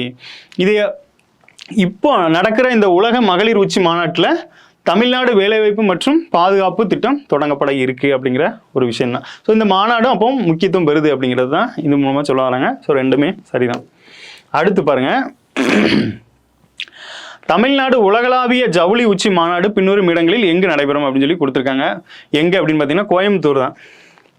நமக்கு தெரியும், திருப்பூர் அதை சுற்றியுள்ள பகுதிகளை தான் இந்த ஜவுளி சந்தை அப்படிங்கிற மாதிரி நம்ம ஸ்கூல் புக்கிலலாம் கொடுத்துருப்பாங்க. அந்த வகையில் தமிழ்நாடு உலகளாவிய ஜவுளி உச்சி மாநாடு. ஏன் அப்படின்னா அப்போ அந்த ஏரியாவில் நிறைய இண்டஸ்ட்ரீஸ் இருக்குது. அங்கே திருப்பூர் இந்த ஜவுளி தொடர்பாக இருந்தாலும் மற்ற இண்டஸ்ட்ரீஸும் இந்த கோயம்புத்தூரில் அதிகமாக இருக்குது. ஸோ இந்த கோயம்புத்தூரை சுற்றி அந்த பெல்ட் இருக்கிறதுனால இந்த கோயம்புத்தூரை மையமாக வச்சு தமிழ்நாடு உலகளாவிய ஜவுளி உச்சி மாநாடு இந்த கோயம்புத்தூரில் நடத்த இருக்காங்க. அப்போ பாருங்கள், ஆல்ரெடி பார்த்தது இந்த பெண்கள் தொடர்பான உலகளாவிய மாநாடு, இது பாருங்கள் ஜவுளி தொடர்பான உலகளாவிய மாநாடு. அப்போ எங்கெங்கே நடக்கு அப்படிங்கிறத முக்கியமாக பார்த்துக்கோங்க. ஸோ கோயம்புத்தூர் சரியான விடை. இந்திய பொருளாதார ஆய்வறிக்கை நிதியமைச்சகத்தின் பொருளாதார விவகாரங்கள் துறையால் தயாரிக்கப்படுகிறது. இது தலைமை பொருளாதார ஆலோசகரின் நேரடி மேற்பார்வையின் கீழ் தயாரிக்கப்படுகிறது அப்படின்னு சொல்லி கொடுத்துருக்காங்க. இந்த பொருளாதார ஆய்வறிக்கையை பொறுத்தளவில் பட்ஜெட்டுக்கு முந்தைய நாட்களில் இந்த பொருளாதார ஆய்வறிக்கை அப்படிங்கிறது வெளியிடப்படுது. இந்த பொருளாதார ஆய்வறிக்கை பொறுத்தளவில் நிறைய விஷயங்களை அதில் சொல்லியிருப்பாங்க. ஸோ இந்த மாதிரி இருக்குது, ஃபியூச்சரில் இப்படி இருக்கலாம், இப்போ இப்படி இருக்கும் அப்படிங்கிற மாதிரி நிறைய விஷயங்களை அதில் பேசியிருப்பாங்க. இது தலைமை பொருளாதார ஆலோசகரின் நேரடி மேற்பார்வையின் கீழ் தயாரிக்கப்படுகிறது. ஆனந்த நாகேஸ்வரன் அப்படிங்கிறவங்க தற்போதைய நம்மளுக்கு தலைமை பொருளாதார ஆலோசகராங்க. ஸோ அவங்களோட மேற்பார்வையில் தான் இப்போ வெளியிடப்பட்ட இந்த பொருளாதார ஆய்வறிக்கை அப்படிங்கிறது வெளியிடப்பட்டிருக்கும். ஸோ இரண்டும் சரி. தமிழ்நாடு அறிவுசார் நகரம் பின்வரும் இடங்களில் எங்கு நிறுவப்படும் அப்படின்னு சொல்லி கேட்டிருக்காங்க. தமிழ்நாடு அறிவுசார் நகரம் இங்கிலீஷில் பாருங்கள், தமிழ்நாடு நாலேஜ் சிட்டி அப்படிங்கிற கான்செப்ட் எங்கன்னா திருவள்ளூரில் நிறுவ இருக்காங்க. சென்னை அருகே உள்ள இந்த திருவள்ளூரில் தான் தமிழ்நாடு அறிவுசார் நகரம் நிறுவ இருக்காங்க அப்படிங்கிற ஒரு விஷயத்தை கொடுத்துருக்காங்க. அடுத்து பாருங்க, தமிழ்நாடு ஜவுளி உச்சி மாநாடு கோயம்புத்தூரில் நடைபெற்றது. இந்த மாநாட்டில் தமிழக அரசு தமிழ்நாடு ஒருங்கிணைந்த ஜவுளி கொள்கை 2025 வெளியிட்டது அப்படின்னு சொல்லி கொடுத்துருக்காங்க. இப்போ தான் பார்த்தோம், கோயம்புத்தூரில் தான் நடக்கு அப்படிங்கிறத லாஸ்ட் கொஸ்டினில் பார்த்தோம். ஒருங்கிணைந்த ஜவுளி கொள்கை 2025க்கான 2025 மற்றும் 26. அப்போ இதை என்னமா எடுத்துக்கலாம், ஃபினான்ஷியல் இயர் அப்படின்னு எடுத்துக்கலாமா. ஸோ இந்த வருஷத்துக்கான இந்த கொள்கையை வந்து அரசு வெளியிட்டிருக்காங்க. இந்த கொள்கை மூலமாக நிறைய தளர்வுகளை கொண்டு வந்திருப்பாங்க. அதன் மூலமாக அந்த வணிகத்தை வந்து பெருக்கிறதுக்கான என்னென்ன வழிகள் உண்டோ அதை கொண்டு வந்திருப்பாங்க. ஸோ இரண்டும் சரி. அடுத்ததாக பாருங்கள், ஊவே சாமிநாத ஐயர் கோபாலகிருஷ்ண பாரதியிடம் இசை கற்றார் அப்படிங்கிற மாதிரியும் நந்தன் சரித்திரம் எழுதியவர் கோபாலகிருஷ்ண பாரதி. ஸோ ரெண்டுமே இந்த தமிழ் சமூகம் சார்ந்து இருக்கிறதுனால ஊவே சாமிநாத ஐயர் அவர்கள் வந்து கோபாலகிருஷ்ண பாரதியிடம் இசை கற்றார். இந்த ஊவே சாமிநாத ஐயர் அப்படின்னு பார்க்கும்போது பிப்ரவரி மாதத்தில் அவரோட பிறந்த தினத்தை தான் பார்த்தீங்கன்னா நம்ம இந்த தமிழ் மறுமலர்ச்சினால தமிழ்நாடு அரசு சமீபத்தில் அறிவிச்சிருந்தாங்க. ஸோ அவர் தொடர்பான அந்த ஆர்டிக்கலில் இந்த மாதிரி ஒரு விஷயத்தை கொடுத்துருக்காங்க. ஸோ கோபாலகிருஷ்ண பாரதியிடம் இசை கற்றார். நந்தன் சரித்திரம் அப்படிங்கிறது கோபாலகிருஷ்ண பாரதி எழுதியது. ஸோ இரண்டும் சரிதான். அடுத்ததாக பாருங்கள், கணியன் பூங்குன்றனார் விருது அயலக தமிழர்களுக்கு வழங்கப்படுகிறது. பிரிவுகள் கல்வி, பெண்கள், வர்த்தகம், சமூக மேம்பாடு, அறிவியல் மற்றும் தொழில்நுட்பம், மருத்துவம் இந்த துறைகள் எல்லாம் வழங்கப்படுது. பாருங்க, கணியன் பூங்குன்றனார் இந்த வார்த்தையை கேள்விப்பட்டிருப்பீங்க. மறைந்த முன்னாள் ஜனாதிபதி ஐயா அப்துல் கலாம் ஐயா அவர்கள் வெளிநாடுல போய் ஒரு மன்றத்தில் இந்த வார்த்தையை சொல்லி, அதாவது யாதும் ஊரே யாவரும் கேளியர், இந்த கிளாசிக்கல் லாங்குவேஜ் கணியன் பூங்குன்றனார் அப்படிங்கிற மாதிரி சொல்லியிருப்பாங்க. புறநானூறு அப்படிங்கிறதையும் இது பண்ணியிருப்பாங்க. ஸோ அந்த வகையில் இந்த விருது வந்து அயலக தமிழர்களுக்காக வழங்கப்படுகிறது. இது எதுக்காக சொன்னேன் அப்படின்னா, இந்த இதை லிங்க் பண்ணிக்கோங்க. ஸோ வந்து ஐயாவும் வெளிநாட்டில் போய் தான் பேசியிருப்பாங்க. ஸோ அந்த அயலக தமிழர்களுக்கு ஏன் வழங்கப்படுதுன்னா, யாதும் ஊரே யாவரும் கேளியர், எங்கே இருந்தாலும் என்னோட சகோதரர்கள் தான் அப்படிங்கிற மாதிரி. ஸோ யார் யாருக்கெல்லாம் வழங்கப்படுது அப்படின்னா, இந்தந்த துறைகளில் ஸ்பெஷலிஸ்ட்டாக இருக்கிறவங்களுக்கு வழங்கப்படுது. நம்ம இந்தியாவிலுமே பார்த்தீங்கன்னா விருதுகள் பத்மஸ்ரீ, பாரத ரத்னா, பெரிய பெரிய விருதுகள்லாம் வழங்குறாங்களே. ஸோ அதே மாதிரி தான் இந்த விருதும் வழங்கப்படுது. அடுத்து பாருங்க, கீழ்கண்டவர்களில் யாருக்கு திருவள்ளுவர் விருது 2026 வழங்கப்பட்டுள்ளது அப்படின்னு சொல்லி கேட்டிருக்காங்க. சமீபத்தில் இந்த தமிழ்நாடு அரசு சார்ந்த விருதுகள் நிறைய வழங்கப்பட்டிருப்பாங்க. ஸோ இப்போ தை திருநாளை ஒட்டி இந்த விருதுகள்லாம் அறிவிக்கப்பட்டிருக்கும். அந்த வகையில் இந்த திருவள்ளுவர் விருது யாருக்கு அப்படின்னு பார்த்தீங்கன்னா, இந்த சத்தியவேல் முருகனார் அப்படிங்கிறவருக்கு திருவள்ளுவர் விருது வழங்கியிருக்காங்க. இதை ப்ரீவியஸ் இயரில் எப்படி கேட்டிருக்காங்க அப்படின்னா, பொறுத்துக்களை கேட்டிருக்காங்க. அண்ணா விருது யாருக்கு? அந்த அண்ணா விருதுலையுமே பார்த்தீங்கன்னா அண்ணா விருது வேற, அண்ணா பதக்கம்ங்கிறது வேற. அண்ணா பதக்கம் அப்படிங்கிறது காவல்துறை சார்ந்தவர்களுக்கு வீர தீர செயல்களுக்காக வழங்கப்படக்கூடியது. அண்ணா விருது அப்படிங்கிறது இந்த தமிழ் சமூகத்திற்காக நிர்வாகம் சார்ந்து இது பண்ணுறவங்களுக்கு கொடுக்கப்படுற ஒரு விருது. ஸோ அந்த வகையில் பொறுத்துகையை வச்சு ப்ரீவியஸ் இயரில் கேட்டிருக்காங்க. டிஎன்பிசியிலே இந்த மாதிரி கேள்விகள்லாம் வந்திருக்கு அப்படிங்கிறது தான் குறிப்பிடத்தக்கது. அடுத்து பாருங்கள், பாரதியார் விருது கவிஞர் நெல்லை ஜெயந்தருக்கு வழங்கப்பட்டிருக்கு. பாரதிதாசன் விருது கவிஞர் யுகபாரதி அவர்களுக்கு வழங்கப்பட்டிருக்கு. ஸோ பாடல்கள்லாம் எழுதுகிற கவிஞர் யுகபாரதி அவர்களுக்கு பாரதிதாசன் விருது வழங்கியிருக்காங்க. பாரதியார் விருது யாருக்கு அப்படின்னு பார்த்தீங்கன்னா, இந்த ஜெயந்தருக்கு வழங்கியிருக்காங்க. இந்த பேரை மட்டும் ஞாபகம் வச்சுக்கோங்க, அப்படியே பொறுத்துக்களே கேட்டுருவாங்க. அடுத்து பெரியார் விருது அருள்மொழிக்கு வழங்கப்படுகிறது. அம்பேத்கர் விருது சிந்தனை செல்வனுக்கு வழங்கப்படுகிறது. ஸோ இதுவும் இரண்டும் சரிதான். அடுத்ததாக பாருங்க, தமிழ்நாடு சமூக நீதி கண்காணிப்பு குழுவின் தலைவர் யார் அப்படின்னு சொல்லி கேட்டிருக்காங்க. தமிழ்நாடு சமூக கண்காணிப்பு குழுவின் தலைவர் யார் அப்படின்னு பார்த்தீங்கன்னா, சுபவீர பாண்டியன் அவர்கள். ஸோ திராவிட கழகத்தை சேர்ந்த சுபவீர பாண்டியன் அவர்கள் தான் தமிழ்நாடு சமூக நீதி கண்காணிப்பு குழுவோட தலைவராக இருக்காங்க. பின்வருவனற்றுள் 2026 ஆண்டிற்கான அண்ணா விருதினை பெற்றவர் யார் அப்படின்னு சொல்லி கேட்டிருக்காங்க. அண்ணா விருது திராவிட முன்னேற்ற கழகத்தை சார்ந்த மூத்த தலைவரான துரைமுருகன் அவர்களுக்கு தான் இந்த அண்ணா விருது வந்து வழங்கப்பட்டிருக்கு. அடுத்ததாக பாருங்க, தமிழ்நாடு அரசு செம்மொழி இலக்கிய விருது என்ற பெயரில் ஒரு தேசிய அளவிலான இலக்கிய விருதை நிறுவியுள்ளது. முதல் கட்டமாக இந்த விருது தமிழ், தெலுங்கு, கன்னடம், மலையாளம், ஒடியா, பெங்காலி, மராத்திய ஆகிய மொழிகளுக்கு 5 லட்சம் ரூபாய் ரொக்க பரிசோடு இது வழங்கப்படும். சமீபத்தில் வந்து பார்த்தீங்கன்னா இந்த செம்மொழி இலக்கிய விருது, அதாவது என்ன ஆச்சு அப்படின்னா, சாகித்ய அகாடமி விருது வந்து நிறுத்தி வைக்கப்பட்டிருந்துச்சு. ஸோ விருது வந்து அறிவிக்கப்பட்டு நிப்பாட்டி வச்சிருந்ததுனால தமிழ்நாடு அரசு ஒரு அறிவிப்பை வெளியிடுறாங்க. ஸோ நாங்கள் வந்து செம்மொழி இலக்கிய விருது ஒன்று அறிவிச்சிருக்கோம். அதன் பேரில் தேசிய அளவில் இந்த சாகித்ய அகாடமி விருது எப்படி வழங்குறாங்களோ அதை மாதிரி தேசிய இலக்கிய விருது நிறுவியிருக்கோம். இந்த விருது வந்து முதல் கட்டமாக ஃபஸ்ட்டு பேஸாக என்னென்னா, இந்த லாங்குவேஜில் தமிழ், தெலுங்கு, கன்னடம், மலையாளம், ஒடியா, பெங்காலி, மராத்திய மொழிகளை 5 லட்சம் ரூபாய் ரொக்க பரிசோடு இந்த விருது வந்து வழங்கப்படும் அப்படின்னு சொல்லி அறிவிப்பு வெளியிட்டிருந்தாங்க. ஸோ அதன்படி கேள்வி எழுப்பப்பட்டிருக்கு. அடுத்ததாக பாருங்கள், பின் வருவனவற்றில் 2026ஆம் ஆண்டிற்கான திருவிக்கா விருதை பெற்றவர் யாருன்னு கேட்டிருக்காங்க. இறை என்பவர்கள். திருவிக்கா விருது, திருவிக்காவை பொறுத்தளவில் தமிழில் தவிர்க்க முடியாத ஒரு நபர் தான் இந்த திருவிக்கா. அதன்படி இந்த இறை என்பு யார், அவர் யாருன்னு பார்த்தீங்கன்னா, நம்மளுக்கு முந்தைய ஆண்டுகளில் பார்த்தீங்க அப்படின்னா தலைமைச் செயலராக இருந்தாங்க. தமிழ்நாட்டு அரசோட தலைமைச் செயலராக இருந்த இறை என்பு அவர்களுக்கு தான் அந்த திருவிக்கா விருதை வந்து அரசு அறிவிச்சிருக்காங்க. ஸோ இவங்க நல்ல மோட்டிவேஷன் பேச்சாளர், அப்புறம் வந்து இளைஞர்களுக்கான பேச்சாளர். அடுத்ததாக பாருங்கள், பின்வருவர்களில் 2026ஆம் ஆண்டிற்கான கலைஞர் விருதை பெற்றவர் யார் அப்படின்னு சொல்லி கேட்டிருக்காங்க. யார் அப்படின்னு பார்த்தீங்கன்னா, விடுதலை விரும்பி அப்படிங்கிறவர் தான் 26ஆம் ஆண்டுக்கான கலைஞர் விருதை பெற்றிருக்காங்க. விடுதலை விரும்பி. அடுத்ததாக பாருங்கள், அபிதான சிந்தாமணி என்பது சிங்காரவேல முதலியாரால் தொகுக்கப்பட்ட ஒரு தமிழ் மொழி களஞ்சியமாகும். மதுரை தமிழ் சங்கத்தால் 1910 வெளியிடப்பட்ட இதன் முதல் பதிப்பு 1000க்கும் மேற்பட்ட பக்கங்களை கொண்டிருந்தது அப்படின்னு சொல்லி கொடுத்துருக்காங்க.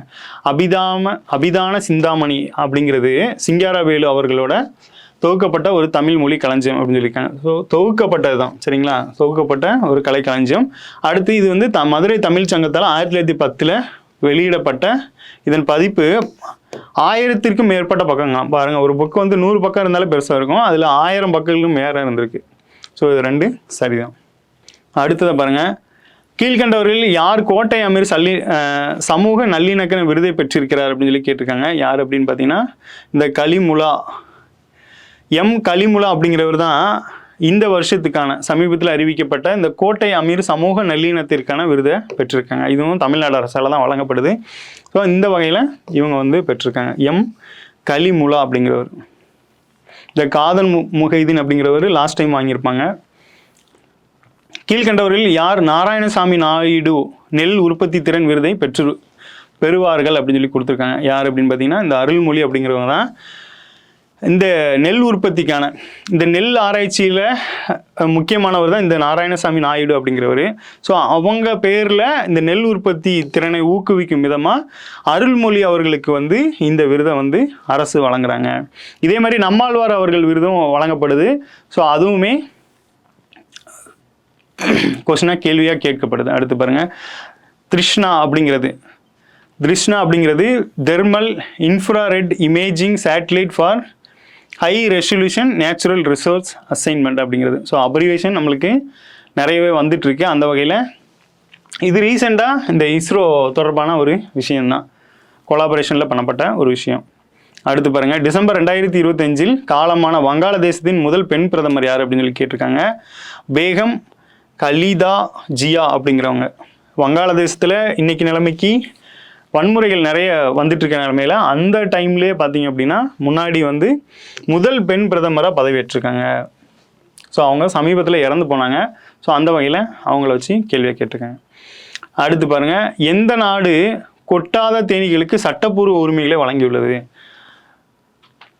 சமீபத்தில் வந்து பெரு அப்படிங்கிற ஒரு நாடு வந்து பார்த்திங்கன்னா தென் அமெரிக்க நாடுகளில் ஒன்று தான் இந்த பெரு. இந்த நாடு வந்து என்ன பண்ணியிருக்காங்க அப்படின்னா, தேனீக்களுக்கு, கொட்டாத தேனீகளுக்கு வந்து சட்டப்பூர்வ உரிமைகளை, ரோபாக்களுக்கு குடியுரிமையை வழங்கின மாதிரி இந்த தேனீக்களுக்கு சட்டப்பூர்வ உரிமைகளை வழங்கியிருக்காங்க. அடுத்ததை பாருங்கள்,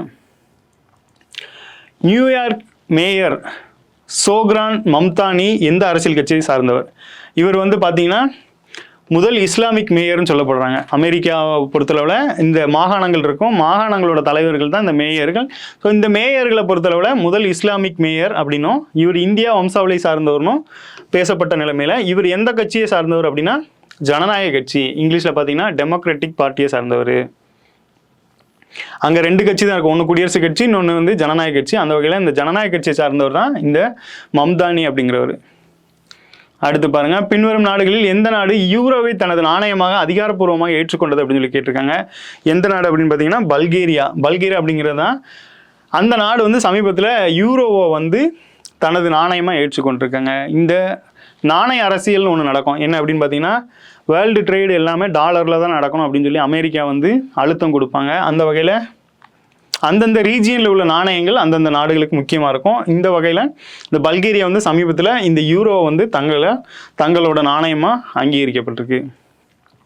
பின்வருவனற்றில் வெனிசுலாவின் தலைநகரம் எது அப்படின்னு சொல்லி கேட்டிருக்காங்க. வெனிசுலாவோட தலைநகரம் ஏன் அப்படின்னா கராக்கஸ் அப்படிங்கிறது தான் வெனிசுலாவோட தலைநகர். சமீபத்தில் செய்திகளை பார்த்துருப்பீங்க, வெனிசுலாவோட அதிபரை கைது செய்து அவங்கள அமெரிக்காவில் வச்சுருக்காங்க. என்ன ரீசன் சொல்லியிருக்காங்க அப்படின்னா போதைப் பொருளுக்கு வந்து அந்த நாட்டோட அதிபரே உடந்தையாக இருந்ததா சொல்லி அமெரிக்க அதிபரோட ஆணையின் பேரில் அவரை கைது பண்ணி சிறையில் அடைச்சிருக்காங்க. இந்த வெனிசுலாவை சேர்ந்த ஒரு பெண்மணிக்கு தான் சமீபத்தில் வந்து அமைதிக்கான நோபல் பரிசு வந்து கிடச்சிருக்கும். ஸோ அந்த வகையில் இந்த கராக்காஸ் அப்படிங்கிறது வெனிசுலா. இது நமக்கு எப்படி கேட்டிருப்பாங்க அப்படின்னா ப்ரீவியஸில் பார்த்தீங்கன்னா எஸ்ஏ எக்ஸாமில் வந்து இதில் கேட்டிருப்பாங்க, என்னென்னா அந்த ரஷ்யா உக்ரைன் போகிறப்போ அதோட தலைநகர் என்ன அப்படிங்கிற மாதிரி கேட்டிருப்பாங்க. ஸோ அந்த மாதிரி இந்த வெனிசுலாவை பற்றி கேட்டாங்க அப்படின்னா அதோட தலைநகர் என்னன்னா இந்த கராக்கஸ் அப்படிங்கிறது. அடுத்து உலக பிரெய்லி தினம் என்று அனுசரிக்கப்படின்னு கேட்டிருக்காங்க. ஜனவரி 4. இந்த பார்வையற்றோர்களுக்காக அவங்க தொட்டு உணரக்கூடிய அந்த எழுத்துக்கள் தான் இந்த பிரெய்லின்னு சொல்லப்படுது. ஸோ அவங்களுக்கு விழிப்புணர்வை ஏற்படுத்தும் விதமாகவும் அவங்களுக்கு நிறைய நல்லது பண்ணணும்னு நினச்சி இந்த உலக பிரெய்லி தினத்தை செலிப்ரேட் பண்ணிட்டு வராங்க. ஸோ இன்னைக்கு அப்படின்னு பார்த்தீங்கன்னா ஜனவரி 4 தான் இந்த உலக பிரெய்லி தினம். அடுத்ததாக பாருங்கள், கேலோ இந்தியா கடற்கரை விளையாட்டு போட்டிகள் எங்கே நடைபெறும் அப்படின்னு சொல்லி கேட்டிருக்காங்க. கேலோ இந்தியா கடற்கரை விளையாட்டு, கேலோ இந்தியா அப்படிங்கிறது இந்தியாவில் ஒரு முக்கியமான விளையாட்டு. அந்த விளையாட்டுலேயே ஒரு பிரிவு தான் இந்த கடற்கரை விளையாட்டு போட்டி. இந்த விளையாட்டு போட்டிகளில் இந்த பீச் வாலிபால், பீச் ஃபுட்பால் அந்த மாதிரி நடக்கும். இந்த போட்டி சமீபத்தில் எங்கே நடந்திருக்கு அப்படின்னு பார்த்தீங்கன்னா இந்த தாத்ரா நாகர் ஹைவேலி மற்றும் டாமன் மற்றும் டையோ அப்படிங்கிறது. ஸோ இந்த பகுதி எங்கே இருக்கும் அப்படின்னு பார்த்தீங்கன்னா குஜராத்துக்கும் மகாராஷ்டிராவுக்கும் நடுவில் உள்ள பகுதிகள் தான். ஸோ இங்கே தான் வந்து இந்த கடற்கரை விளையாட்டு போட்டி நடக்குது. அடுத்ததாக பாருங்கள், பின்வரும் கூற்றுகளை கவனிங்கள். வெனிசுலாவின் தலைநகரம் கராக்காஸ், இப்போ தான் பார்த்தோம். வெனிசுலாவோட நாணயம் பொலிவர். ஏன் சமீபத்தில் இது வருதுன்னா அந்த நாட்டோட அதிபரை அமெரிக்க அரசு வந்து கைது பண்ணி வச்சுருக்காங்க. தற்காலிக அதிபராக அந்த நாட்டோட துணை அதிபர் வந்து பதவியேற்றிருந்தாங்க. அடுத்து பாருங்கள், சமீபத்தில் சீனாவை விஞ்சி உலகின் மிகப்பெரிய அரிசி உற்பத்தியாளர் மாடிய நாடு எது அப்படின்னு கேட்டிருக்காங்க. இந்தியா தான். பாருங்கள், அரிசியில் வந்து இது நாள் வரைக்கும் சீனா தான் நம்பர் 1 இருந்திருக்காங்க. சமீபத்தில் சீனாவை பீட் பண்ணி இந்தியா வந்து நம்பர் 1 பிளேஸ்க்கு வந்திருக்காங்க. இதுலனா அரிசி உற்பத்தியில். அடுத்ததை பாருங்கள், தேசிய இளைஞர் தினம் எப்போ அப்படின்னு பார்த்தீங்கன்னா ஜனவரி 12.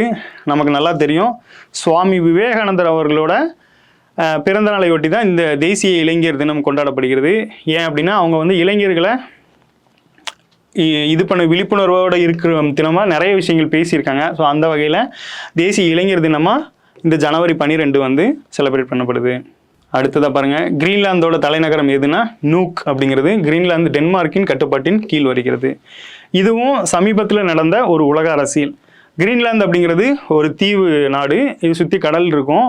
இங்கே வந்து கனிம வளங்கள் அதிகமாக இருக்கிறதுனாலும் அந்த நாட்டை வந்து அமெரிக்கா அந்த நாட்டை வந்து அந்த கனிம வளங்கள் தேவைக்காக அந்த நாட்டை கைப்பற்ற நினச்சாங்க. அந்த வகையில் அந்த நாட்டோட மக்கள்கிட்ட வந்து ஒரு பேச்சுவார்த்தை நடத்தினாங்க. உங்கள் ஒவ்வொருத்தருக்கும் வந்து $90 லட்சம் வந்து தாரேன், 90 லட்சம் அந்த மதிப்பு வந்து உங்களுக்கு இது பண்ணிடுறேன், அது போக அமெரிக்க குடியரசும் உங்களுக்கு கொடுத்துட்றேன் அப்படிங்கிற மாதிரி ஒரு ஒப்பந்தம் போட்டு அந்த மக்கள்கிட்ட பேசி பார்த்தாங்க. ஆனால் மக்கள் வந்து அந்த மாதிரி எங்களுக்கு எதுவும் தேவையில்லை, நாங்கள் எங்கள் கிரீன்லாந்துலேயே இருந்துக்கிறோம் அப்படிங்கிற மாதிரி. ஆனால் தற்போது பார்த்திங்கன்னா இந்த கிரீன்லாந்து வந்து டென்மார்க்கோட இதில் தான் இருக்குது, டென்மார்க்கோட கட்டுப்பாட்டில் தான் இருக்குது. ஸோ அமெரிக்கா வந்து இடையில இந்த மாதிரி ஒரு விஷயத்த பண்ணாங்க. அதனால தான் இந்த கேள்வி கேட்கப்பட்டிருக்கு. ஸோ இரண்டுமே சரிதான். அடுத்து பாருங்கள், அமெரிக்கா வந்து எத்தனை சர்வதேச அமைப்புகளிலிருந்து விலகப் போவதாக அதிகாரப்பூர்வமாக அறிவித்துள்ளன்னு சொல்லியிருக்காங்க. 66 அமைப்புகளாம். பாருங்கள், சமீபத்தில் அமெரிக்காவோட அதிபரை பதவியேற்ற ட்ரம்ப் அவர்கள் வந்து பார்த்திங்கன்னா அவர் பதவி ஏற்றுவதிலிருந்தே நிறைய சர்ச்சையான கருத்துக்களை வந்து வெளியிட்டு வர்றாரு. அந்த வகையில் நிறைய நிறுவனங்கள்லேருந்து வெளியிட்டு அவர் ஒரு விஷயம் சொல்லுவார், அதுக்கு முரண்பாடாக இருக்கும்போது அந்த நிறுவனத்திலேருந்து உடனே வெளியே வந்துடுவாங்க. அந்த மாதிரி பாருங்கள், 66 நிறுவனங்கள்லேருந்து வெளியே வந்திருக்காங்க. எக்ஸாம்பிளுக்கு வேர்ல்டு ஹெல்த் ஆர்கனைசேஷன், இது ஒரு வேர்ல்டுலேயே ஒரு முக்கியமான அமைப்பு. கொரோனா காலகட்டத்தில் பார்த்துருப்பீங்க, இதோட ஸ்டேட்மெண்ட் தான் வேர்ல்டு ஃபுல்லாக ஒரு அக்செப்டபிள் ஒரு அறிக்கையாக இருந்துச்சு. இந்த நிறுவனத்திலிருந்து கூட அமெரிக்க அதிபர் வந்து சமீபத்தில் வெளியே வர்றோம் அப்படிங்கிற மாதிரி சொல்லியிருந்தாங்க. ஸோ இந்த மாதிரி தான் கொடுத்துருக்காங்க. 66 நிறுவனங்கள்லேருந்து வெளியே வரதா சொல்லியிருக்காங்க. அடுத்து பாருங்கள், தேசிய ஸ்டார்ட் அப் தினம் வந்து என்று அனுசரிக்கப்படுதுன்னு கேட்டிருக்காங்க. ஜனவரி 16. இது நம்ம ஸ்கூல் புக்லேயே உள்ள ஒரு டேட்டா தான். சமீபத்தில் இந்த ஸ்டார்ட் அப் டே செலிப்ரேட் பண்ணியிருப்பாங்க மத்திய அரசு சார்பாக. ஸோ அதில் வந்து ஸ்டார்ட் அப்பை ஊக்குவிக்கும் விதமாக பிரதமர் அவர்கள் நிறைய விஷயங்கள் பேசியிருப்பாங்க. இந்த ஸ்டார்ட் அப்பை பொறுத்தளவில் 2016 இந்த ஜனவரி 16 தான் முதல்ல ஆரம்பிக்கப்பட்டிருக்கும். ஸோ பின்னால் அந்த ஸ்டார்ட் அப் டே வந்து அனுசரிச்சுட்டு வராங்க. இந்தியாவில் நிறைய ஸ்டார்ட் அப் நிறுவனங்கள் இருக்குது. தமிழ்நாடுமே பார்த்தீங்கன்னா ஸ்டார்ட் அப்பில் முன்னணியில் தான் இருக்காங்க. ஸோ அந்த ஸ்டார்ட் அப் தொடர்பாக நிறைய விஷயங்கள் புதுமை புகுத்தப்பட்டு வர்ற நிலைமையில் அந்த டே வந்து இந்த ஜனவரி மாதத்தில் முக்கியத்துவமாக இருக்குது. டேஸ் தொடர்பாக கன்ஃபார்மாக 1லேருந்து 2 கொஷின்ஸ் வரைக்குமே வந்துட்டு இருக்கு. ஸோ அதனால் அந்த டேஸோட சேர்த்து அந்த கருப்பொருளையும் சேர்த்து படிச்சிருங்க. அடுத்து பாருங்கள், அயலக தமிழர் தினமாக கடைபிடிக்கப்படும். சமீபத்தில் வந்து முதல்வர் அவர்கள் ஒரு அறிவிப்பு வெளியிட்டாங்க. அந்த அறிவிப்பு என்ன அப்படின்னா, இந்த அயலக தமிழர்கள் தினம் வெளிநாட்டில் இருக்கிற தமிழர்களுக்கான ஒரு தினமாக அனுசரிக்கப்படுது. அந்த வேர்களை தேடி அப்படிங்கிற ஒரு திட்டமாக ஆரம்பிச்சிருப்பாங்க. அதுவும் இந்த அயலக தமிழர்களுக்கானது. என்ன டேட்டில் அப்படின்னு பார்த்தீங்கன்னா ஜனவரி 12. இதே டேட்டில் தான் நம்ம இளைஞர்கள் தினமும் இந்தியாவோட நேஷ்னல் யூத் டேவும் செலிப்ரேட் பண்ணப்படுது. ஒரே டேட்டில் 2 தினங்கள் இருக்குது. ஸோ லிங்க் பண்ணி படிச்சுக்கோங்க. அயலக தமிழர்கள் தினம் கடைபிடிக்கப்படுகிறது.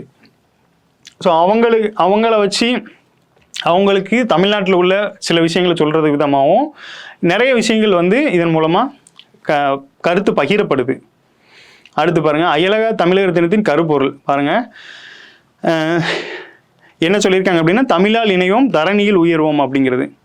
அயலக தமிழர் தினத்தோட சமீபத்திய கருப்பொருள் என்னென்னா, தமிழால் இணைவோம் தரணியில் உயர்வோம் அப்படிங்கிற மாதிரி. அடுத்ததாக பாருங்கள், பின்வரும் கூற்றுக்களை கவனிங்கள். ஜனவரி 12 வந்து தேசிய இளைஞர் தினமாகவும் ஆகஸ்ட் 12 வந்து சர்வதேச இளைஞர் தினமாக பார்த்துக்கோங்க. 2 டேட்டும் கொடுத்துட்டாங்க. இளைஞர்கள் தினம், சர்வதேச இளைஞர் தினம் என்னைக்கு அப்படின்னு பார்த்துக்கோங்க, ஆகஸ்ட் 12 அப்படிங்கிறது. நம்ம சில கொஸ்டினில் என்ன பண்ணுவோம் அப்படின்னா, இந்த 2க்குமே வித்தியாசம் கன்ஃபியூஸ் ஆகும் நம்மளுக்கு.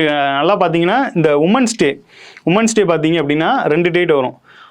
வேர்ல்டு உமன்ஸ் டே வந்து மார்ச் 8னும் நேஷனல் உமன்ஸ் டே வந்து பிப்ரவரி 13 அப்படிங்கிற மாதிரி இருக்கும். நிறைய பேருக்கு பார்த்தீங்கன்னா இந்த நேஷனல் உமன்ஸ் டேவை மறந்துடுவாங்க. எல்லாமே அந்த வேர்ல்டு உமன்ஸ் டேவை தான் செலிப்ரேட் பண்ணிட்டு வரோம். ஸோ இந்த மாதிரி கன்ஃபியூஸ் பண்ணுறதுக்கு நிறைய வாய்ப்பு இருக்கிறதுனால இந்த தேசிய இளைஞர் தினம் அதோட சேர்த்து சர்வதேச இளைஞர் தினம் சேர்த்து படிச்சிருங்க. ஸோ 2க்குமே ஒரு ரீசன் இருக்கும். அந்த ரீசன் தராட்டியும் பரவாயில்ல, சமீபத்திய கருப்பொருளை மட்டுமாவது சேர்த்து படிச்சிருங்க. அடுத்ததை பாருங்கள், உலக இந்தி தினம் அனுசரிக்கப்படும் நாள் அப்படின்னு சொல்லி கேட்டிருக்காங்க. ஜனவரி 10 தான் உலக இந்தி தினம். ஸோ இந்தி மொழியை மேம்படுத்தும் விதமாகவும் அந்த இந்தி மொழியில் உள்ள நன்மைகளை வந்து வெளிக்கொணரும் விதமாகவும் மத்திய அரசு வந்து உலக இந்தி தினத்தை ஜனவரி 10 செலிப்ரேட் பண்ணிட்டு இருக்காங்க. அடுத்து பாருங்கள், சர்வதேச பட்டம் திருவிழா 2026 எங்கே நடைபெற்றதுன்னு கேட்டிருக்காங்க. சர்வதேச பட்டம் திருவிழா எங்கே நடந்திருக்கு அப்படின்னு பார்த்தீங்கன்னா அகமதாபாத்தில், சர்வதேச லெவலில். அப்போ வெளிநாடுகள் இருந்துமே நிறைய பேர் வந்து பார்ட்டிசிபேட் பண்ணியிருப்பாங்க. இந்த அகமதாபாத் எங்கே இருக்குது அப்படின்னா குஜராத்தில் இருக்குது. ஸோ குஜராத்தில் தான் பார்த்தீங்கன்னா இந்த சர்வதேச பட்டம் திருவிழா வந்து நடத்தியிருக்காங்க. அடுத்து பாருங்கள், 2026 ஆண்டு பின்வருவனவற்றில் சர்வதேச ஆண்டாக அறிவிக்கப்பட்டுள்ளது. எந்த ஆண்டு அப்படின்னு பார்த்தீங்கன்னா 2026. நம்ம லாஸ்ட்டாக முடிஞ்ச 2025லுமே இதே மாதிரி ஒரு 4-5 விஷயங்கள் இருந்துச்சு. அந்த வகையில் இந்த 2026 என்னென்ன இருக்குன்னு பாருங்களேன். பெண் விவசாயிகளுக்கான சர்வதேச ஆண்டு, நிலையான வளர்ச்சிக்கான தன்னார்வலர்களின் சர்வதேச ஆண்டு, மேய்ச்சல் நிலங்கள் மற்றும் மேய்ச்சல் சமூகத்தினருக்கான சர்வதேச ஆண்டு. ஸோ 3 ஆண்டுமே இந்த 2026 இருக்குது அப்படிங்கிறது தான் இந்த கேள்வி மூலமாக சொல்ல வந்திருக்காங்க. ஸோ மேற்காணும் அனைத்தும். அடுத்ததாக தேசிய வடிவமைப்பு நிறுவனம் எங்கே அமைந்துள்ளது அப்படின்னு சொல்லி கேட்டிருக்காங்க. தேசிய வடிவமைப்பு நிறுவனம் எங்கே அமைந்துள்ளதுன்னா அகமதாபாத். இப்போ தான் பார்த்தோம் அகமதாபாத்தில் என்ன நடந்துருச்சு, அந்த தேசிய பட்டம் விடும் திருவிழா நடந்திருக்கும். ஸோ குஜராத்தில் இருக்குது. இந்த அகமதாபாத்தில் தான் வடிவமைப்பு நிறுவனம், இங்கிலீஷில் பாருங்கள் நேஷனல் இன்ஸ்டியூட் ஆஃப் டிசைன், அது வந்து லொக்கேட்டட் இன் அப்படின்னு சொல்லி கேட்டிருக்காங்க அகமதாபாத். இந்த மாதிரி 2 ஊர்கள் 3 ஊர்கள் வரும்போது அதை லிங்க் பண்ணி படிச்சிங்கன்னா கொஞ்சம் ஈஸியாக இருக்கும். அடுத்து பாருங்கள், பொறுப்புள்ள நாடுகள் குறியீட்டில் சிங்கப்பூர் முதலிடத்தில் உள்ளது. பொறுப்புள்ள நாடுகள் குறியீட்டில் இந்தியா வந்து 16வது இடத்தில் உள்ளதான். இங்கிலீஷில் பாருங்கள், Singapore is ranked in first responsible nations இண்டெக்ஸில் இந்தியா வந்து ரெஸ்பான்சிபிள் இண்டெக்ஸில் 16 இடத்துல இருக்காங்க. பொறுப்புள்ள விஷயத்தில் வந்து இந்தியா வந்து 16 இடத்துல இருக்காங்க. பரக்ராம் திவாஸ் அனுசரிக்கப்படுவது என்னைக்கு அப்படின்னு பார்த்தீங்கன்னா ஜனவரி 23. பரக்ராம் திவாஸ்னா நம்மளுக்கு வந்து தைரிய நாள்னு சொல்லப்படுது. இது ப்ரீவியஸ் இயரில் கேட்ட ஒரு முக்கியமான கேள்வி. இவரோட பேர் சுபாஷ் சந்திர போஸ் அவர்களோட பிறந்த தினம் தான் இந்த பரக்ராம் திவாஸ். இது சமீபத்தில் தைரிய நாள் அறிவிக்கப்பட்டிருந்துச்சு. இந்த டேட்டை நம்மளுக்கு எப்படி கேட்டிருந்தாங்க அப்படின்னா 3 ஸ்டேட்மெண்ட் கொடுத்து அவங்க வந்து எந்த டேட்டில் பிறந்தாங்க, எந்த மாநிலத்தில் எந்த லொக்கேஷனில் பிறந்தாங்க, அடுத்ததாக இதை வந்து அரசு வந்து எந்த டேவை அறிவிக்கப்படுது அப்படின்னு சொல்லி இந்த மாதிரி 3 ஸ்டேட்மெண்ட்டை கொடுத்து ப்ரீவியஸ் கொஸ்டினில் 2025 நடந்த கொஸ்டின்லேயே இந்த கொஸ்டின் வந்து டிஎன்பிசியில் கேட்டிருக்காங்க. ஸோ இந்த மாதிரி டேஸை வந்து இப்படியும் கேட்கலாம் அப்படிங்கிற ஒரு ஃபார்மேட்டு தான் இந்த ப்ரீவியஸ் இயர் கொஸ்டின். ஜனவரி 23 தான் இந்த பரக்ராம் திவாஸ் அப்படிங்கிற டேட்டு. அடுத்ததாக பாருங்கள், மொசாம்பிக்காவை சேர்ந்த மனித உரிமை ஆர்வலர் கிரெசா மாச்சல் 2025ஆம் ஆண்டுக்கான இந்திரா காந்தி அமைதி நிராயுதபாணி மற்றும் மேம்பாட்டு பரிசை பெற்றுள்ளார். இந்திரா காந்தி அமைதி நிராயுதபாணி மற்றும் மேம்பாட்டு பரிசு 1986ஆம் ஆண்டு நிறுவப்பட்டது. பாருங்க, இந்திரா காந்தி அமைதி விருதை வழங்கிட்டு வராங்க. இது வந்து பாருங்க, இந்த விருதை சமீபத்தில் யார் வாங்கியிருக்காங்க அப்படின்னா மொசாம்பிக்காவை சேர்ந்த மனித உரிமை ஆர்வலரான இந்த கிரெசா மேச்சல் அப்படிங்கிறவங்க 2025 வாங்கியிருக்காங்க. இந்த விருது வந்து இந்த நிராயுதபாணி மற்றும் மேம்பாட்டு பரிசு வந்து 1986ஆம் ஆண்டு நிறுவப்பட்டது அப்படின்னு சொல்லியிருக்காங்க. நம்மளுக்கு வந்து நல்லா தெரியும், 1984 தான் மறைந்த பிரதமர் இந்திரா காந்தி அவர்கள் வந்து படுகொலை செய்யப்பட்டிருப்பாங்க. ஸோ சுட்டு கொண்டிருப்பாங்க. அந்த வகையில் இந்த வருஷத்துலேருந்து ஒரு 2 வருஷம் கழிச்சு தான் அவங்க நினைவாக இந்த அமைதி விருதை வந்து தொடங்கியிருக்காங்க. ஸோ மேம்பாட்டு பரிசை வந்து தொடங்கியிருக்காங்க. அதன்படி வருடம் கொடுக்குற நிலைமையில் இந்த வருஷத்துக்கான 2025க்கான விருதை யார் வாங்கியிருக்கா அப்படின்னு பார்த்தீங்கன்னா இந்த மொசாம்பிக்காவை சேர்ந்த இந்த கிரெசா மெச்சல் அப்படிங்கிறவங்க இந்த விருதை வாங்கியிருக்காங்க. இது சமீபத்தில் வழங்கப்பட்டதுனால கேள்வியாக வந்திருக்கு. ஆசிய உற்பத்தி குறியீடு AMI 2026 இந்தியாவோட தரம் என்னன்னு கேட்டிருக்காங்க. 6வது இடத்துல இருக்காங்க ஆசிய உற்பத்தி குறியீடு. ஆசிய உற்பத்தி குறியீடுனா ஏஷியன் லெவலில் உள்ள அந்த நாடுகளிடையே உள்ள உற்பத்தி குறியீடை தான் குறிக்கும். ஸோ அந்த வகையில் AMI அப்படிங்கிற ஒரு ரிப்போர்ட்டை வெளியிட்டிருக்காங்க. அதில் வந்து இந்தியா வந்து 6வது இடத்துல இருக்காங்க. எந்த குறியீடாக இருந்தாலுமே அதில் நம்பர் 1 யார் இருக்காங்க, இந்தியா எத்தனாவது இடத்துல இருக்குது அப்படின்னு பார்த்துக்கிட்டாலே போகும். இந்திரா காந்தி பரிசுக்கு பின்வரும் துறைகளில் வழங்கப்படும் பங்களிப்புகளை அங்கீகரிக்கப்படுகிறது அப்படின்னு சொல்லி கேட்டிருக்காங்க. இந்த நினைவு பரிசு இப்போ தான் பார்த்தோம். அதில் வந்து எந்தெந்த துறை அப்படின்னு பார்த்தீங்கன்னா அமைதி, நிராயுத பணியாக்கல் மற்றும் வளர்ச்சி. பாருங்கள், பீஸ், டிசர்மெண்ட் அண்டு டெவலப்மெண்ட் அப்படின்னு சொல்லி கொடுத்துருக்காங்க. அடுத்து பாருங்கள், இதுவும் சமீபத்தில் கேட்ட ஒரு கேள்வி. இது வந்து ஒவ்வொரு வருடமும் பார்த்திங்கன்னா இந்த குடியரசு தினத்தை ஒட்டி அறிவிக்கப்படுற இந்த முக்கியமான இந்தியாவோட விருதுகள். இந்த விருதை லாஸ்ட் டைம் எப்படி கேட்டிருந்தாங்க அப்படின்னா இந்த விருதுகளோட பேர்களை கொடுத்து இதை அதாவது அதோட அந்த அடிப்படையில் எழுதுங்க அப்படின்னா அந்த பத்ம விருது அப்படின்னு பார்க்கும்போது பாரத ரத்னா தான் உயர்ந்த இடத்துல இருக்கும். ஸோ அதன் கீழே விபூஷன், பூஷன், ஸ்ரீ அப்படிங்கிற மாதிரி வரும். ஸோ இதை வரிசைப்படுத்த சொல்லியிருந்தாங்க. அதோட ஆர்டர் படி பண்ணுங்க அப்படின்னு சொல்லி ப்ரீவியஸ் இயரில் குரூப் 4 கேட்டிருந்தாங்க. ஸோ அதன்படி சமீபத்தில் அறிவிக்கப்பட்டபடி 5 பேருக்கு பத்ம விபூஷனும் 13 பேருக்கு பத்ம பூஷன் விருதும் 113 பேருக்கு பத்மஸ்ரீ விருதும் வழங்கியிருக்காங்க. இதில் தமிழ்நாடு சார்ந்தவங்களை தான் நம்மளுக்கு கேட்பாங்க. இதில் தமிழ்நாடு சார்ந்ததில் அவங்க துறை சார்ந்து இது வந்து இந்த விருதுகள் வந்து கலை, இலக்கியம், பண்பாடு, விளையாட்டு போன்ற எல்லா துறைகளுக்குமே வழங்கப்படுறதுனால இந்த தமிழ்நாடு சார்ந்து யார் யாரெல்லாம் வாங்கியிருக்காங்க அப்படிங்கிற ஒரு பேரை பார்த்து வச்சுக்கலாம். ஸோ இதுவுமே ப்ரீவியஸில் கேட்டிருக்காங்க. அதுமாரி ஸ்போர்ட்ஸ் ரிலேட்டடாகவும் நிறைய கேட்டிருக்காங்க. ஸோ இந்த விருதுகள் சார்ந்து கண்டிப்பாக ஒரு கொஸ்டின் இருக்கும். அதன்படி பார்த்தீங்க அப்படின்னா எல்லாமே சரிதான். ஸோ இதில் கொடுத்துருக்கப்படி மொத்தம் 129 கிட்ட கொடுத்துருப்பாங்க. ஸோ பத்ம பூஷன்கிறது 5, பத்ம விபூஷன் தான் 5, பூஷன் வந்து 13, பத்மஸ்ரீ வந்து 113. அடுத்ததாக பாருங்கள், பத்ம விபூஷன் விருது விதிவிலக்கான மற்றும் சிறப்பான சேவைகளுக்காக வழங்கப்படுகிறது. பத்மபூஷன் விருது உயர்மட்ட சிறப்பான சேவைக்காக வழங்கப்படுகிறது. பத்மஸ்ரீ விருது எந்த ஒரு துறையிலும் சிறப்பான சேவைகளுக்காக வழங்கப்படுகிறது. ஸோ இந்த மாதிரி இந்தந்த விருதுகள் வந்து என்னென்ன மாதிரி கிரிட்டீரியாவில் கொடுக்கப்படுது அந்த மாதிரி ஒரு இது வச்சுருப்பாங்க. ஸோ அந்த அடிப்படையில் தான் அந்த விருதுகள் வந்து வழங்கப்படுது அப்படின்னு சொல்லியிருக்காங்க. ஸோ அனைத்தும் சரி. அடுத்து, இந்த ஆண்டு தமிழகத்திலிருந்து எத்தனை பேர் வந்து பத்ம விருதுகளை பெற்றுள்ளன இப்போ தான் சொன்னேன். ஸோ தமிழ்நாட்டிலேருந்து யார் வாங்கியிருக்காங்க அப்படிங்கிறது தான் குறிப்பிடும்படியாக இருக்கும். அந்த வகையில் பத்ம பூஷன் வந்து 2 பேர் வாங்கியிருக்காங்க. பத்மஸ்ரீ வந்து 11 பேர் வாங்கியிருக்காங்க. ஸோ அப்போ இந்த நேமை வந்து கொஞ்சம் பார்த்து வச்சுக்கிட்டோன்னா எக்ஸாமுக்கு யூஸ்ஃபுல்லாக இருக்கும். ஸோ பொறுத்துக்கையில் வச்சுருவாங்க, யார் யார் என்ன துறை சார்ந்தவங்க அப்படின்னு சொல்லி வச்சுருவாங்க. அடுத்து பாருங்கள், தேசிய மக்கனா வாரியத்தின் தலைமையகம் எங்கே அமைந்துள்ளதுன்னு கேட்டிருக்காங்க. இது வந்து லாஸ்ட்டாக போடப்பட்ட பட்ஜெட்டில் அறிவிக்கப்பட்ட ஒரு மையம், அதாவது ஒரு வாரியம். இந்த வாரியம் வந்து அமைக்கப்படும் அப்படின்னு சொல்லி போன பட்ஜெட்டில் இது பண்ணியிருப்பாங்க, பட்ஜெட்டில் அறிவிப்பு வெளியிட்டிருப்பாங்க. அதன்படி இந்த பூர்ணியா அப்படிங்கிற இடத்துல பீகாரில் வந்து இந்த வாரியத்தை வந்து அமைச்சிட்டாங்க. அடுத்து தேசிய பெண் குழந்தைகள் தினம் என்னைக்கு அனுசரிக்கப்படுது அப்படின்னா இந்த ஜனவரி 24. பெண் குழந்தைகளோட கல்வி மேம்பாட்டை வலியுறுத்தியும் பெண் குழந்தைகள் பாதுகாப்பை முன்னிறுத்தியும் இந்த பெண் குழந்தைகள் தினம் அனுசரிக்கப்படுகிறது. மெயினாக பெண் குழந்தைகளோட அந்த இதுதான் அவங்களோட பாதுகாப்பு, அவங்களோட கல்வி தான் முக்கியமானது. அடுத்ததாக பாருங்கள், சமீபத்தில் இந்தியாவின் 22வது சுதந்திர வர்த்தக ஒப்பந்ததாரராக மாறிய சர்வதேச அமைப்பு எது அப்படின்னு சொல்லி கேட்டிருக்காங்க. FTA, ஃபாரின் ட்ரேடு அக்ரிமெண்ட் அப்படிங்கிறது தான். ஸோ இதன்படி பார்த்தீங்க அப்படின்னா யூரோப்பிய யூனியன் தான். ஏன்னா நம்ம லாஸ்ட்டாக பார்த்துருப்பீங்க என்னென்னா, அந்த குடியரசு தினத்துக்கு வந்து நம்மளோட விருந்தினரே பார்த்தீங்கன்னா இந்த ஐரோப்பிய ஒன்றியத்தோட தலைவர்கள் தான். ஸோ அவங்க வந்ததன் மூலமாக இந்த ஒப்பந்தம்லாம் கையெழுத்தாயிருக்கு. அதன்படி பார்த்தீங்கன்னா 22வது சுதந்திர வர்த்தக ஒப்பந்ததாராக மாறியிருக்காங்க இந்த ஐரோப்பிய யூனியன் அப்படிங்கிறவங்க. ஐரோப்பிய யூனியனோட தலைவர்கள் தான் நம்மளுக்கு விருந்தினராக வந்திருந்தாங்க. அதனால இந்த FTA ட்ரேடோட ஒப்பந்தத்தில் கையெழுத்திட்டிருக்காங்க. அடுத்ததாக பாருங்கள், 2024-25 ஆண்டுக்கான பட்டியலிடப்பட்ட பகுதிகளுக்கு பஞ்சாயத்துகள் நீட்டிப்பு மாநில தரவரிசையில் எந்த மாநிலம் முதலிடத்தை பிடிச்சிருக்கு அப்படின்னு சொல்லி கேட்டிருக்காங்க. பாருங்கள், 2025-26 ஆண்டுக்கான பட்டியலிடப்பட்ட பகுதிகளுக்கு பஞ்சாயத்துகளின் நீட்டிப்பு மாநில தரவரிசையில் மகாராஷ்டிரா மாநிலம் தான் முதலிடம் பிடிச்சிருக்காங்க. ஸோ இந்த மாதிரி ஒரு பட்டியலை வந்து மத்திய அரசு வெளியிட்டு வருவாங்க. அந்த வகையில் மகாராஷ்டிரா மாநிலம் வந்து இந்த பஞ்சாயத்துகள் நீட்டிப்பு தரவரிசையில் ஃபஸ்ட்டு பிளேஸ் பெற்றிருக்காங்க. நன்றி. மீண்டும் அடுத்த வீடியோவில் சந்திப்போம்.